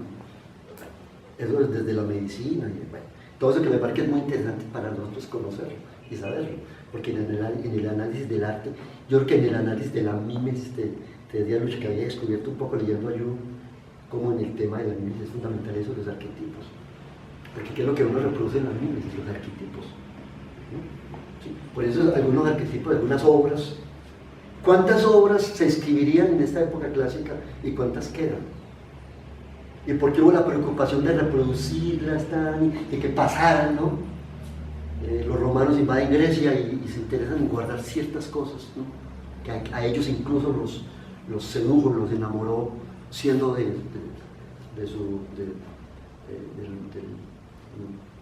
los vencidos, ¿no? Y los romanos permitieron que todo eso pasara, ¿no? A ellos mismos, es decir, eso no era de los griegos, era de la humanidad, ¿no? ¿Sí? Entonces, esto del modelo es muy importante por lo que tú dices, ¿no? O al punto lo que dice Lucha, hay muchas mímesis, pero seguramente que todas esas mímesis están reproduciendo como un modelo originario, ¿no? Hay un modelo primero, digamos, y todas reproducen en diferentes niveles eso, ¿no? Desde las diferentes formas del arte, bueno,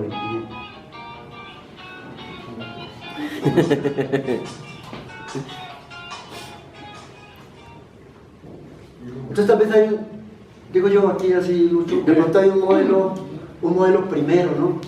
Un modelo antiguo, un arquetipo original. Y seguramente que en las diferentes mimesis se reproduce ese arquetipo original de diferentes maneras, pero en el fondo está reproduciendo el mismo arquetipo, cuando tú dices, ¿no? ¿Sí? Entonces, digamos que la pregunta sería con Ayas, ¿qué modelo original reproduce Ayas en todas las perspectivas que uno pudiera analizar? Porque hay un poco de cosas ahí, no solo el suicidio, ese tema del suicidio, la dignidad, el héroe, ¿no? La locura, que es fundamental, ese tema de la locura. Ese sobrino de mi ex que se suicidó, estaba la locura de Ayas. Se la proporcionaba la droga y otro tipo de cosas, pero ahí está la locura de Ayas. Es que en el fondo, en el interior del héroe, hay un ciudadano, es un ideal. Es que el héroe es un ideal, ¿no es cierto? Pero todos estamos en el interior del héroe. ¿O por qué me duele a mí lo que me pasa en Tíbano? Pues porque en el fondo el héroe es ese arquetipo, el ser humano, el ideal que tenemos todos. ¿Cómo me veo yo a mí mismo como un héroe? ¿O no? Yo soy un héroe. ¿Sí? ¿O no, yo? Somos héroes. Tú te miras a ti misma, lo que has hecho en tu vida, tú eres una héroe, ¿no? O tú estás pensando que los demás y que tú eres una pobre lagartija. No, yo soy una mujer de la danza y sales a danzar con todo tu ímpetu, sale tu héroe, ¿o no? ¿Sí? Tu heroína. Y así cada uno, claro. Yo me siento un héroe, yo me pongo a mirar las cosas que a muchos momentos seguramente son distintos, ¿no? ¿Qué es lo que pasa con el suicidio? Seguramente que si el suicidio se pierde el héroe. Se está mirando de otra manera, pues el suicida tiene que mirarse de otra manera. ¿Sí? Entonces, podría ser un poco eso, Lucho, cómo se está actualizando de pronto en diferentes momentos. El tema es, seguramente que Ayas se hubiera leído, Ayas se leería muy distinto en el medioevo y de 1800 y siempre se lee distinto, pero reproduce un arquetipo original, pero siempre seguramente que se lee diferente. Entonces, digamos que hay ese modelo que uno empieza, pero hay un modelo, siempre hay un modelo que se intuye, no es material, no está aquí, véalo aquí, no, se intuye el modelo, y a través de estas posibilidades del teatro uno se aproxima a ese modelo, y la única manera de conocer el modelo es a través de estas aproximaciones que hacemos, porque no hay otra manera, como el poema, ¿no? El poema le da la posibilidad a uno de acercarse a ese modelo que persigue el poeta, pero la única posibilidad de conocer el modelo es a través del poema, que el poema intuye el modelo, ese modelo arquetípico original que trata de reproducir el arte. Bueno, entonces, digamos que ese sería pues como el tema del modelo, siempre desconocido absolutamente, no va hacia allá, pero... Y el otro tema es el tema de la realidad. El problema de la realidad es que la realidad es una construcción mental, es de los psicólogos, ¿no? O es una construcción social. Uno es lo que piensa, uno es sus pensamientos. Por eso habla de las creencias, que la dificultad tan grande que hay para cortar una creencia. Lo que tú crees y tú te mueres por esa creencia. Es lo que es la ideología, las ideologías. Personas que uno ve metidas en determinadas concepciones políticas y cerrado absolutamente, cerrados, y uno ve a esa persona y la ve y no puede pensar ese tipo y estar cerrado, ¿eh? Es una creencia, ¿no? Porque es que la verdad, la realidad es lo que él piensa sobre el mundo y sobre las cosas.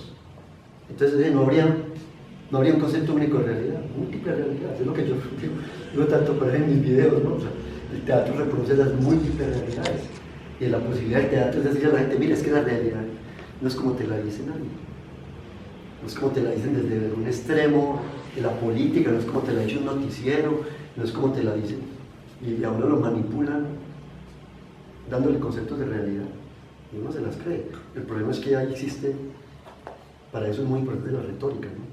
Cómo te venden la realidad, ¿no? Y uno la cree. Entonces esto es una creación mental o social.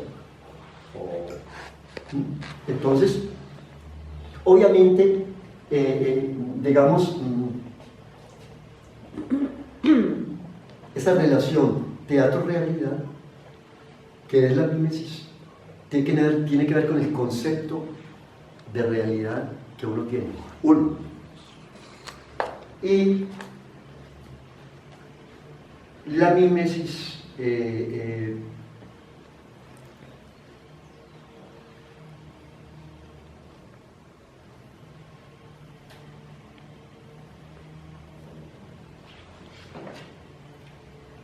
hay muchos niveles de mimesis.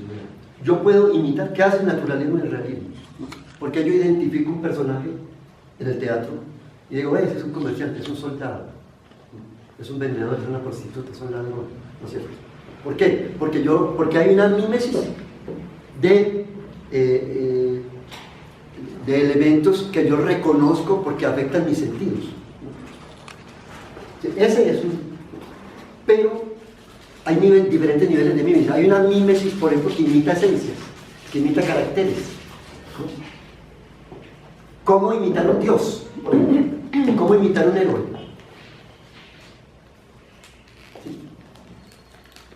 Digamos que ahí entra el nivel de representación, obviamente, y el nivel del símbolo. Ya hay esos niveles, representación, símbolo, ¿no? Entran esos diferentes niveles. Cuando nosotros queremos montar hayas, digamos, sin duda haremos mímesis de ese modelo que queremos reproducir, del arquetipo original, de esos diferentes acontecimientos que trata hayas. Pero nosotros podríamos hacer una mímesis absolutamente directa. sabemos cómo es el héroe, sabemos cómo es, podríamos imitar eso de una manera literal. Imposible, ¿no? Digamos, muy difícil imitar este tipo de acontecimientos que uno pudiera, que alguien lo viera y lo identificara perfectamente como única realidad. Seguramente que allí mirar a Ayas tiene que ver con niveles de mímesis, pero niveles de mímesis muy distintos, ¿no? Porque lo que se quiere imitar es otra cosa. Cuando tú quieres imitar una esencia, ¿cómo lo haces? Tienes que de alguna manera acercarte a reconocer esa esencia, o reconocer ese carácter, ¿no? O reconocer eso que es lo que tú quieres, de lo que tú quieres hacer mímesis. ¿De qué manera lo vas a hacer? Obviamente ahí es muy importante ese modelo del que tú partes, ese modelo original del que tú partes. Ahora, muy seguramente, tú partes de un modelo que es todo el estudio que ustedes están haciendo, antropológico, lingüístico, la historia de Grecia, ¿no? Seguramente que el modelo viene de allá. Ahora, muy seguramente ahora, ¿cuál es el concepto? Ahora, ¿cómo actualizan ustedes desde el punto de vista de la realidad, del presente, de lo que pasa hoy? ¿Cómo ustedes pueden hacer mímesis de ese modelo hoy, desde el punto de vista de esta realidad que les interesa a ustedes, digamos, mostrar? ¿Cómo? ¿De qué manera van a actualizar eso? ¿Sí? ¿De qué manera lo actualizan? Yo creo que ahí es donde, pues, me parece que es muy importante entender eso, ¿no? Ese concepto de las múltiples realidades. Y partiendo del origen, lo que les preguntaba ahora, ¿por qué es importante? Porque eso está en mínimo en la justificación de cualquier investigación, ¿verdad? ¿Qué tiene que ver conmigo ese problema de Ayas? ¿Qué tiene que ver con la sociedad? ¿Qué tiene que ver con el teatro, con la cultura? ¿Qué tiene que ver? ¿Qué tan importante es? ¿Se justifica eso? ¿Valdría la pena? ¿Qué es? Entonces, a partir de ahí, entiendo yo, de entender de justificar eso, de la importancia, viene uno, ¿cómo valdría la pena actualizarlo? Es decir, ¿cómo? Y además, ¿cómo? Que entra la estrategia, que entra todo.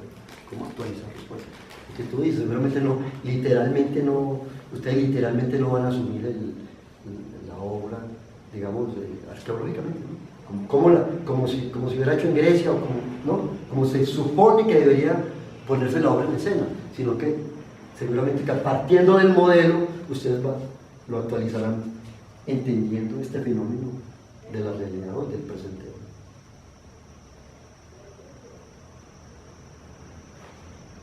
¿Toma un cafecito o qué?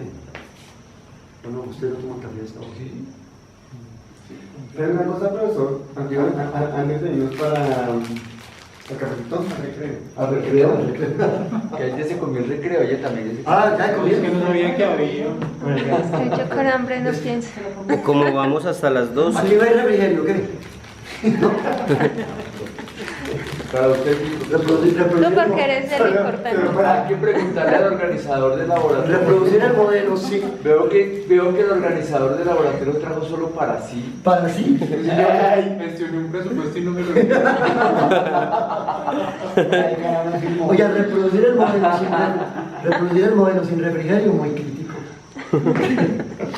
Yo sí le gasté café. Sí, Pero tenemos un emisario. Ella le iba a traer la manzana, pero la manzana la discordia porque o para instalarnos en el mundo griego, la manzana es la discordia.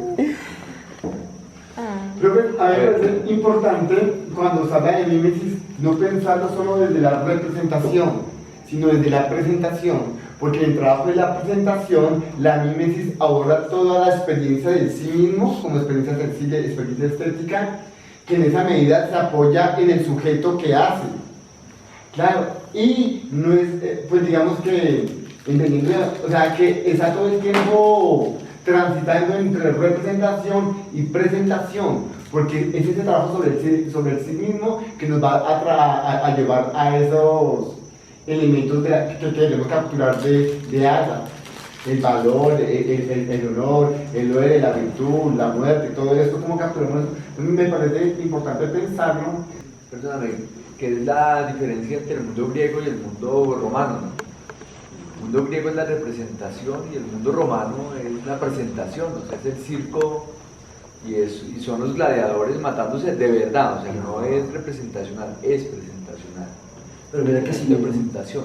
pero mira que sin embargo, hablan de la performance del teatro griego porque estaba tan metido con el presente, con el espacio, con todo, que no eran eventos para entretener, ni bonitos, ni hechos, no, sino que estaban tan metidos con todo el mundo de la actualidad que había cierta performance en lo que hacían los griegos.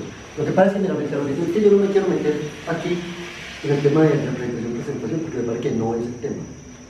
Lo digo representar porque creo que de todas maneras, para el que lo ve, siempre es representación. ¿Sí? Eso no lo sabe el que lo ve. Tu espectador no sabe si tú cuando estás bailando estás pensando en Ovash o si estás pensando en cualquier otro personaje. Eso, y además no le importa el que te ve. ¿Será que Ovash se estará representando así su propia biografía? Cuando murió ahí, siempre. Perdón, cuando hay un espectador, mira, cuando hay un espectador, siempre hay representación. El problema de la presentación realmente es un problema del que lo hace, del ejecutante. El que lo ve, y yo precisamente esta fue mi pelea que Lucho la refiere con ¿cómo se llama? Con Chavalier. Que yo a Chavalier le estoy haciendo algo sobre y usted está intentando demostrar la curvatura de la línea recta. Y me puse un ejemplo de la ciencia. Y estamos hablando de teatro. Chavalier. Que cuando Lucho muy amablemente presentó mi libro, Lucho lo refirió. Entonces, precisamente lo que yo intento demostrar es que siempre, para lo que los postdramáticos es un escándalo, la ilusión, la representación, el símbolo. Yo decía, no, eso es mentira, eso es falsedad, un poco en un concepto cristiano y moralista. Porque hablan de la verdad y la realidad y nunca dicen qué entiende por verdad y por realidad. No he encontrado un postdramático que, criticando todo eso, la ilusión, los sueños, eso es falso. Sí, es que precisamente nuestra virtud es que falsificamos la realidad. Dice Cassiari, es que es una labor del arte. ¿Falsificar qué? La verdad de la ciencia, la verdad de la metafísica, las verdades que nos intentan. Nosotros falsificamos. Lo que hacemos es enredar la pita y decir a la gente que esto es así, o como, que es el tema de la poesía. El poema que intenta lo poético. Ponerte frente en muchos puntos de mira, ¿no? Bueno, y moverte la emoción, la conciencia, que es un poco digamos, el interés del arte. Entonces, cuando los postdramáticos señalan, ¿no? Es que eso es ilusión, eso no es realidad, eso no es verdad. Tienen toda la razón, es que no estamos imponiendo nuevas verdades, ¿no? Entonces, desde esa perspectiva, y es obviamente una posición muy personal, es esa, siempre hay representación, siempre, para el que te ve. Usted lleva al escenario, usted pone, ay, esa señora, mírala como ven, ay, ese personaje tan teatral, y la traes con los manguitos y la pones ahí, a que haga lo que hace allá, ella, así, personaje de teatro, absolutamente, y te lleva. Muchas veces los personajes naturalistas de Gaviria, de Víctor Gaviria, no, pero no, hay un nivel de representación, así él esté siendo el mismo. Pero a veces, digamos, un ejemplo teatral y es lo que hace, por ejemplo, en El Testigo de las Ruinas, lo que hace Mapateado, cuando lleva a la señora que hace las arepas allí frente al público. O sea, en el momento en el que yo veo a la señora haciendo ella está allá, yo estoy acá, estoy sentado viendo. O sea, independiente que les esté haciendo de verdad y que luego esté batiendo el chocolate. Ricas arepas con chocolate. Que Heidi a un lado bate el chocolate mientras que la señora está haciendo la arepa aquí. Independientemente que para espectáculos. Que sean arepas que me las voy a comer después con el chocolate. Ricas. Un acto de presentación. Sí, claro. Buscando todo el tiempo en mi estructura mental, ¿verdad? Porque eso está unido con los videos, con la coreografía, o sea, hacen parte del elemento coreográfico. Entonces ese juego entra, o sea, una vez está la raya para allá, Exactamente. Estamos absolutamente de acuerdo ahí. Porque- Entonces siempre hay representación, Sí, claro. porque eso depende del que lo ve, no del que lo hace. Claro. Sí, entonces pues, digamos no sería el tema ahora, aunque es un tema es un tema de conversación obviamente y eso es muy importante, pero digamos yo creo que no sería el tema. Sí, yo me acuerdo de cuando respondíamos a esta acusación de la línea recta, la curvatura de la línea recta, que decía yo que cuando uno coge una curva y la corta, ¿cierto? Y hace una aproximación, un zoom, eso parece una recta. ¿Sí o no? O sea, si yo quito todo eso, eso parece una recta, pero cuando me alejo vuelvo y encuentro la curva en la que se encuentra. Entonces, a propósito, el propio Chevalier narraba que él en México montó Hamlet Machine y que había una escena en la que la de Müller, y que había unas mujeres que cogían unas telas mojadas y las golpeaban contra el piso, y no, una cosa así absolutamente performática, ¿no? Y que se terminó la función y que una señora se le acercó a Chevalier y le dice, sí, yo ya entendí lo que usted me quería decir. Y le dice, sí, ¿qué le quería decir? Y le dice, yo no debo agredir más a mis hijos. Y el hombre, no sé qué tiene esto que ver con... Y es ella que construye la representación de lo que se supone que significa la tela golpeando al piso. O sea, es que un espectador, nosotros como espectadores, cada que vemos una obra, por caótica, por fragmentaria, por postdramática que sea, la lucha del espectador es por darle unidad a lo que ve. Uno no se queda, dice, no le meta razón, no. Vea, simplemente sienta. Es imposible. Uno nunca simplemente siente. Lo que tú hagas como danzarín, o Yoli, por expresivo que sea, tú no estás definiendo un personal, pero no siempre está tratando, claro, es que está enamorado, no está cansado, está emocionado. Siempre hay un elemento interior que lo está llevando a interpretar. Ahora, uno interpreta con la cultura que tienes, pues, tú interpretas con todo tu, bueno, puedes decir, todo tu paquete, ¿qué? Informativo, es decir, hay una cantidad de elementos que uno tiene como espectador, pero tú siempre estás tratando de darle sentido a lo que ves, de darle orden, lógica, de entenderlo, ¿no? A través de la emoción, obviamente. Uno nunca ve nada que sea cierta y simplemente deja que las cosas sucedan así. ¿Por qué? Porque uno tiene memoria, porque uno tiene sensibilidad, y eso tiene un principio siempre como de ajustarlo, de interpretarlo, de darle un sentido. ¿Sí? Entonces, es el principio del espectador. Entonces, por fragmentario, por mucho que tú quieras confundir al espectador, él lo que va a querer siempre es no confundirse. O sea, si uno estuviera en aras de confundirse, en función de confundirse, tendría que ser, o que yo conscientemente diga, anule conscientemente el hecho reflexivo, y es muy difícil, ni siquiera en los sueños. Tú cuando sueñas, hay algo en ti que está organizando lo que estás soñando, ¿no? Por eso cuando despiertas, tú puedes contar el sueño y lo puedes además agregar, ¿no? Y para los psicoanalistas es muy importante lo que tú agregas a los sueños, porque eso va en la vida de lo que sueñas, ¿no? Bueno, no quiero meterme en terrenos que no hablo míos. Bueno, muy bien. Entonces miren, ¿qué pasa? Bueno, cuando hablaba de eso, de cómo quiere uno darle sentido a todo lo que ve, quiere decir que uno siempre ve todo a través de, digamos, de modelos.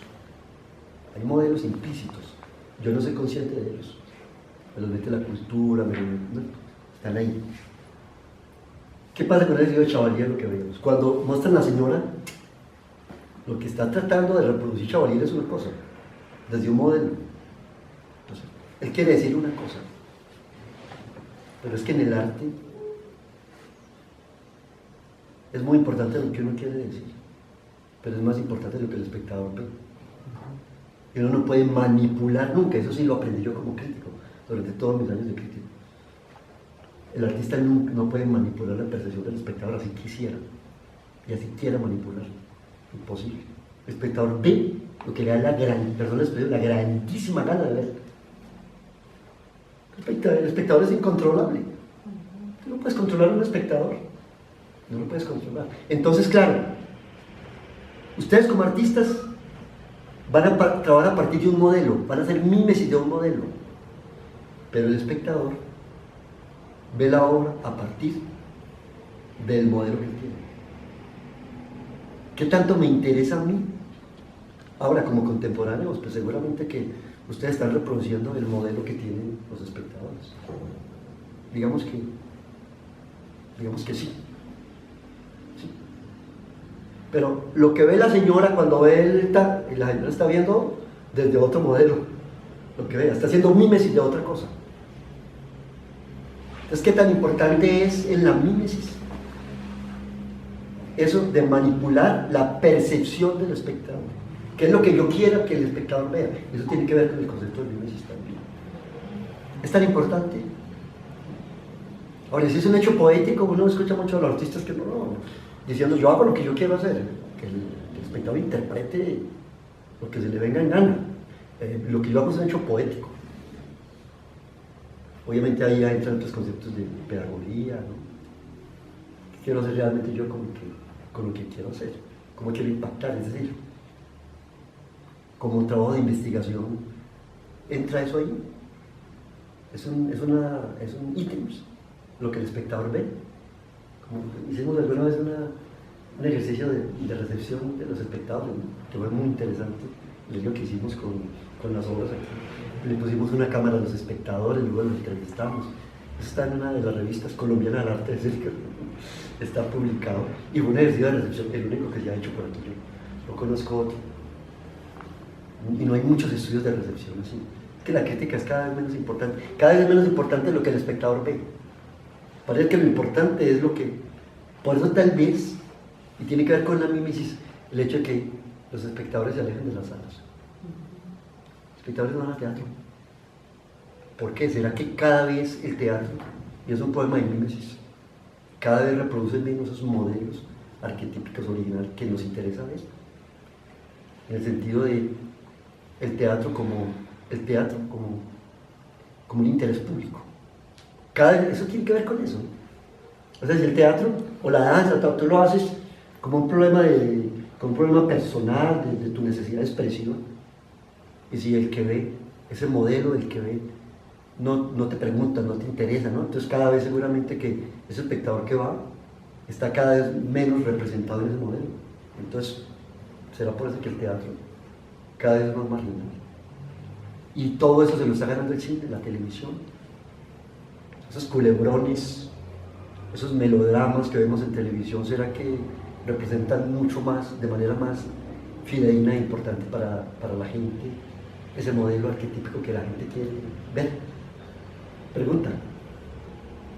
Y valdría para la investigación. ¿Qué quiere proyectar usted de años? Desde esa perspectiva de lo que quiere ver el espectador, o del arquetipo, o del modelo que tiene el espectador. Puede ser una pregunta o puede no ser. Pero miren el ejercicio. Entonces el ejercicio ahí, con relación a eso de Chavalier, es que el espectador lo está viendo desde otro modelo. Y por eso lo ve desde otro modelo. Y él la ve la madre castigando. El arquetipo de la madre que castiga. Porque para ella es que el modelo, el arquetipo que yo reproduzco también tiene que ver con lo que me importa a mí, en mi realidad cotidiana, en mi momento. Para ella no es un problema teórico. Para ella es el problema de la vitalidad, ¿no? De la práctica, de la cultura y de la vida, ¿no? Que es como generalmente nuestros espectadores no. Los espectadores no van a teatro a ver problemas teóricos, van a emocionarse, ¿no? Sí, a divertirse, sí, a emocionarse de diferentes maneras, ¿no? Entonces, claro, uno va y se sienta allá, como le decía cuando Lucho hizo el ejercicio que iba a llegar a México. Bueno, ¿a qué me invitaron a mí aquí? Es decir, ¿a qué? ¿Usted? No. Yo tengo una función aquí como espectador. Vengo a ver qué. ¿Ustedes qué me quieren presentar? ¿Cómo me quieren influir? ¿Qué quieren hacer conmigo? No, que es la pregunta del espectador. El espectador se sienta ahí a ver qué quieren hacer conmigo aquí. Claro, porque es que yo estoy empoderado en mi trabajo de espectador. Yo no voy pues porque por casualidad, no, yo voy a ver me invitaron, mañana se presenta Lucho con una obra que lleva a mitad tan, esto hay una retórica que me predispone a mí para ir a ver lo que Lucho va a presentar. A mí me podrían decir, no, es que esto no importa como espectador, lo importante es lo que no ocurre. Imposible. Es que yo soy muy importante como espectador, por lo menos para mí mismo. Entonces, desde esa perspectiva siempre, y uno ve con un modelo, que cuando uno entra a analizarlos juiciosamente, eso es lo bonito de la investigación y de los estudios pues, que se hacen en los doctorados y en las maestrías, y uno entra ya como a la minucia, empieza a ver a ver todas sus, digamos, entre comillas, falencias y virtudes. Pero cuando yo empecé a ver todo ese tema de los postdramáticos, de Lehmann, de Chablis, de todos esos tipos tan juiciosos con todo, pero que empiezan a hablar en casi un mismo concepto moralista de Platón. Lo ilusorio, la ilusión, la falsedad, la mentira, así lo plantean ellos. Lo importante es la verdad, la realidad, no simularla con la mímesis. Y en un desprecio de la mímesis por mentirosa, porque estaba aprendiendo algo que no es cierto. Y los actores, el desprecio por el actor que representa a un personaje que no es él. Falso. Es que yo no voy a ver falsedad. ¿Verdad? ¿Es puro Platón? Sí, eso es puro Platón. Es que Platón, ¿por qué echa a los artistas de la República? ¿Puro embustero? Por mentirosos, claro. Es más, porque Platón, que en esa época ya era machista, decía, hombres prudentes, hombres en toda la rectitud de un ciudadano, que se van en una hora y terminan llorando como mujeres. ¿Cómo así, por Dios? Se dejan llevar por las emociones. Y claro, si se dejan llevar por las emociones, están como franqueando lo principal del ser humano, que es la racionalidad, que es la razón. ¿Sí? Entonces, mire, esta es como Platón, la posición de Platón, te dice que Platón es el primer censor de la historia, por esa razón. Y vamos a mirar unas cositas ahí. Y en cambio Aristóteles ya les plantea distinto. Claro, obviamente para Platón, ciencia, arte, moral, todo eso era una misma cosa. Y siempre, digamos que Platón, toda la teoría filosófica de Platón, sabemos que en esa época, digamos que, y es a través de Platón que empieza, se inaugura, digamos, como la importancia de la filosofía sobre el mito y sobre el arte. A partir de Platón, recupera la importancia de la filosofía, la razón frente al mito, frente a la mitología, ¿no? Entonces ahí hay muchos debates, muchas discusiones ahí entre Platón y Aristóteles, porque para Platón no existe lo que llama como la distancia estética, que uno ve mucho platonista, mucho platónico por ahí, que analiza el arte como analiza la realidad. No se plantea la distancia estética en entender que el arte tiene una elaboración distinta. El arte es, si hay una racionalidad en el arte, es distinta a la racionalidad, digamos, a la racionalidad de la argumentación filosófica y de un conocimiento de la realidad desde una perspectiva, digamos, científica. Entonces para Platón no existe eso. Entonces él ve una obra y para él esa obra la mira desde la perspectiva que ve la ciencia o que ve los otros tipos de conocimiento. Aristóteles ya plantea, porque si para Platón el problema de la verdad, para Aristóteles el problema es de la verosimilitud. Usted no puede ver una obra de arte ahora con el criterio de la verdad científica, lo ve con el criterio de la verosimilitud, ¿no? De lo que es posible. Y ese tema de la verosimilitud es muy interesante porque es verosímil, porque uno ve el fantasma de Hamlet y uno le cree al fantasma de Hamlet. Cuando alguien podría decirnos que el fantasma no existe. Yo nunca he visto un fantasma, pero yo le creo al fantasma de Hamlet, ¿no? Porque es algo imposible pero creíble desde el punto de vista de la realidad. Y el arte maneja eso. Algo que tú, en la realidad cotidiana, algo que sería imposible, ¿no es cierto? En el arte aparece y tú lo ves absolutamente verosímil. Porque lo verosímil tiene que ver también con lo que uno quiere ver, con lo posible. Eso posible que puede ser fantástico. Y yo creo que eso es mucho más efectivo para los niños. Pero los niños ven la fantasía y para los niños Los niños creen en toda la fantasía, ¿no? Para ellos es posible todo eso, porque obviamente no es tan fuerte ese elemento racional en ellos que les permite decir, no, es que la gente no vuela, es que no existen los duendes, es que no existen, no existe el Espíritu Santo, no existe la Virgen María, ¿no? Eso, desde una perspectiva científica y racional del laboratorio, no. Pero es que en el campo de esto, de las múltiples realidades, eso no existe y es posible. Que es un poco lo que digo yo, interpreto yo, es lo que entiende Aristóteles desde esa época. Y ya para Aristóteles, los diferentes campos del conocimiento, ya en Aristóteles se diferencian. Entonces él dice, claro, es que en el arte puede aparecer un personaje como Aquiles, que en su ira, porque le quitan a su mujer, permite que los aqueos pierdan la guerra. Claro, ¿por qué? Porque obviamente no se analiza el personaje desde lo que hace individualmente, sino en el contexto de toda la obra. ¿Qué significa eso que hace el personaje, que sería, entre comillas, negativo para el desarrollo de toda la obra? ¿Sí? Entonces, digamos que desde esa perspectiva, como que Aristóteles ve digamos, del arte o de la obra como desde el desarrollo de conjunto, ¿no? En cambio, en Platón ve, no debemos hacer eso porque eso, si lo ven nuestros soldados o nuestros niños, van a imitar a la ira de Aquiles, ¿no? Es como, en Platón hay como una mirada, no sé, muy primitiva, ¿no? O sea, la palabra sería la distancia estética, no hay distancia estética. Digamos que entonces es un poco la gran diferencia entre los dos. Hay un salto increíble cuando Platón fue el maestro, ¿no? Y Aristóteles solo entre los dos ahí, que fueron contemporáneos, y la distancia es increíble, digamos, del salto teórico y conceptual que hay entre los dos. Bueno.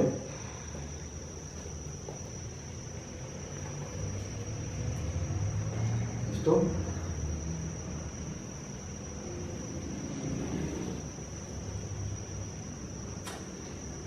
Bueno, en torno de Platón, lo que es que en Platón, por eso para mí es tan importante ese tema de lo que llaman la inspiración, el genio, ese estado del artista que entra en un estado diferente al cotidiano, ¿no? Que es poseído por el Dios. Para mí hay una analogía entre ese Dios que poseía al artista al que se refieren Platón y Aristóteles, con ese estado de imaginación en el que puede entrar el artista hoy.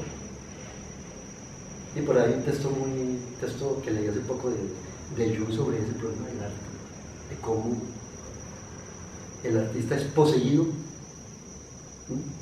Y hace su obra por una entidad distinta, o por lo menos ajena a su propia racionalidad, y él no tiene control sobre la obra. Hay un nivel, y él pone unos ejemplos de algunas obras de artistas que fueron simplemente poseídos por su obra, y que incluso se enfermaron, que incluso sacrificaron su propia por la obra. Entraron como en un estado de delirio, de locura. Lo importante era la obra. Y digamos, no participa tanto. Su nivel de... no son conscientes, y a ellos les preguntan por el proceso que vivieron, ¿no? Entonces no sabrían dar cuenta de él, porque el estado de creación es un estado como de imaginación. Pero hay otro, dice Jung, que lo divide en dos. Hay otro que sí, el artista tiene como cierto control, ¿no? Que es todas esas obras de arte que se hacen con criterio pedagógico, ¿no? Que tienen en cuenta algunos elementos de la realidad y quieren de alguna manera conscientemente manipular la percepción del espectador, del lector o del que ve la obra de arte. Yo hago una analogía ahí, no es muy clara, no he profundizado, pero me parece que es importante, porque hoy también hay artistas, la fiesta de los locos, hay artistas que hacen su obra desde ese punto de la imaginación, que es un poco el Dios que critica a Platón. Lo que pasa es que el artista no es responsable de su obra. ¿Por qué? Porque él se entrega, se enajena, entra en delirio y es un Dios el que hace la obra, o sea que él no es responsable de ella. Por eso, como él no puede dar cuenta de la obra, entonces por eso lo echamos de la República. Quizá no de la República porque él no es responsable.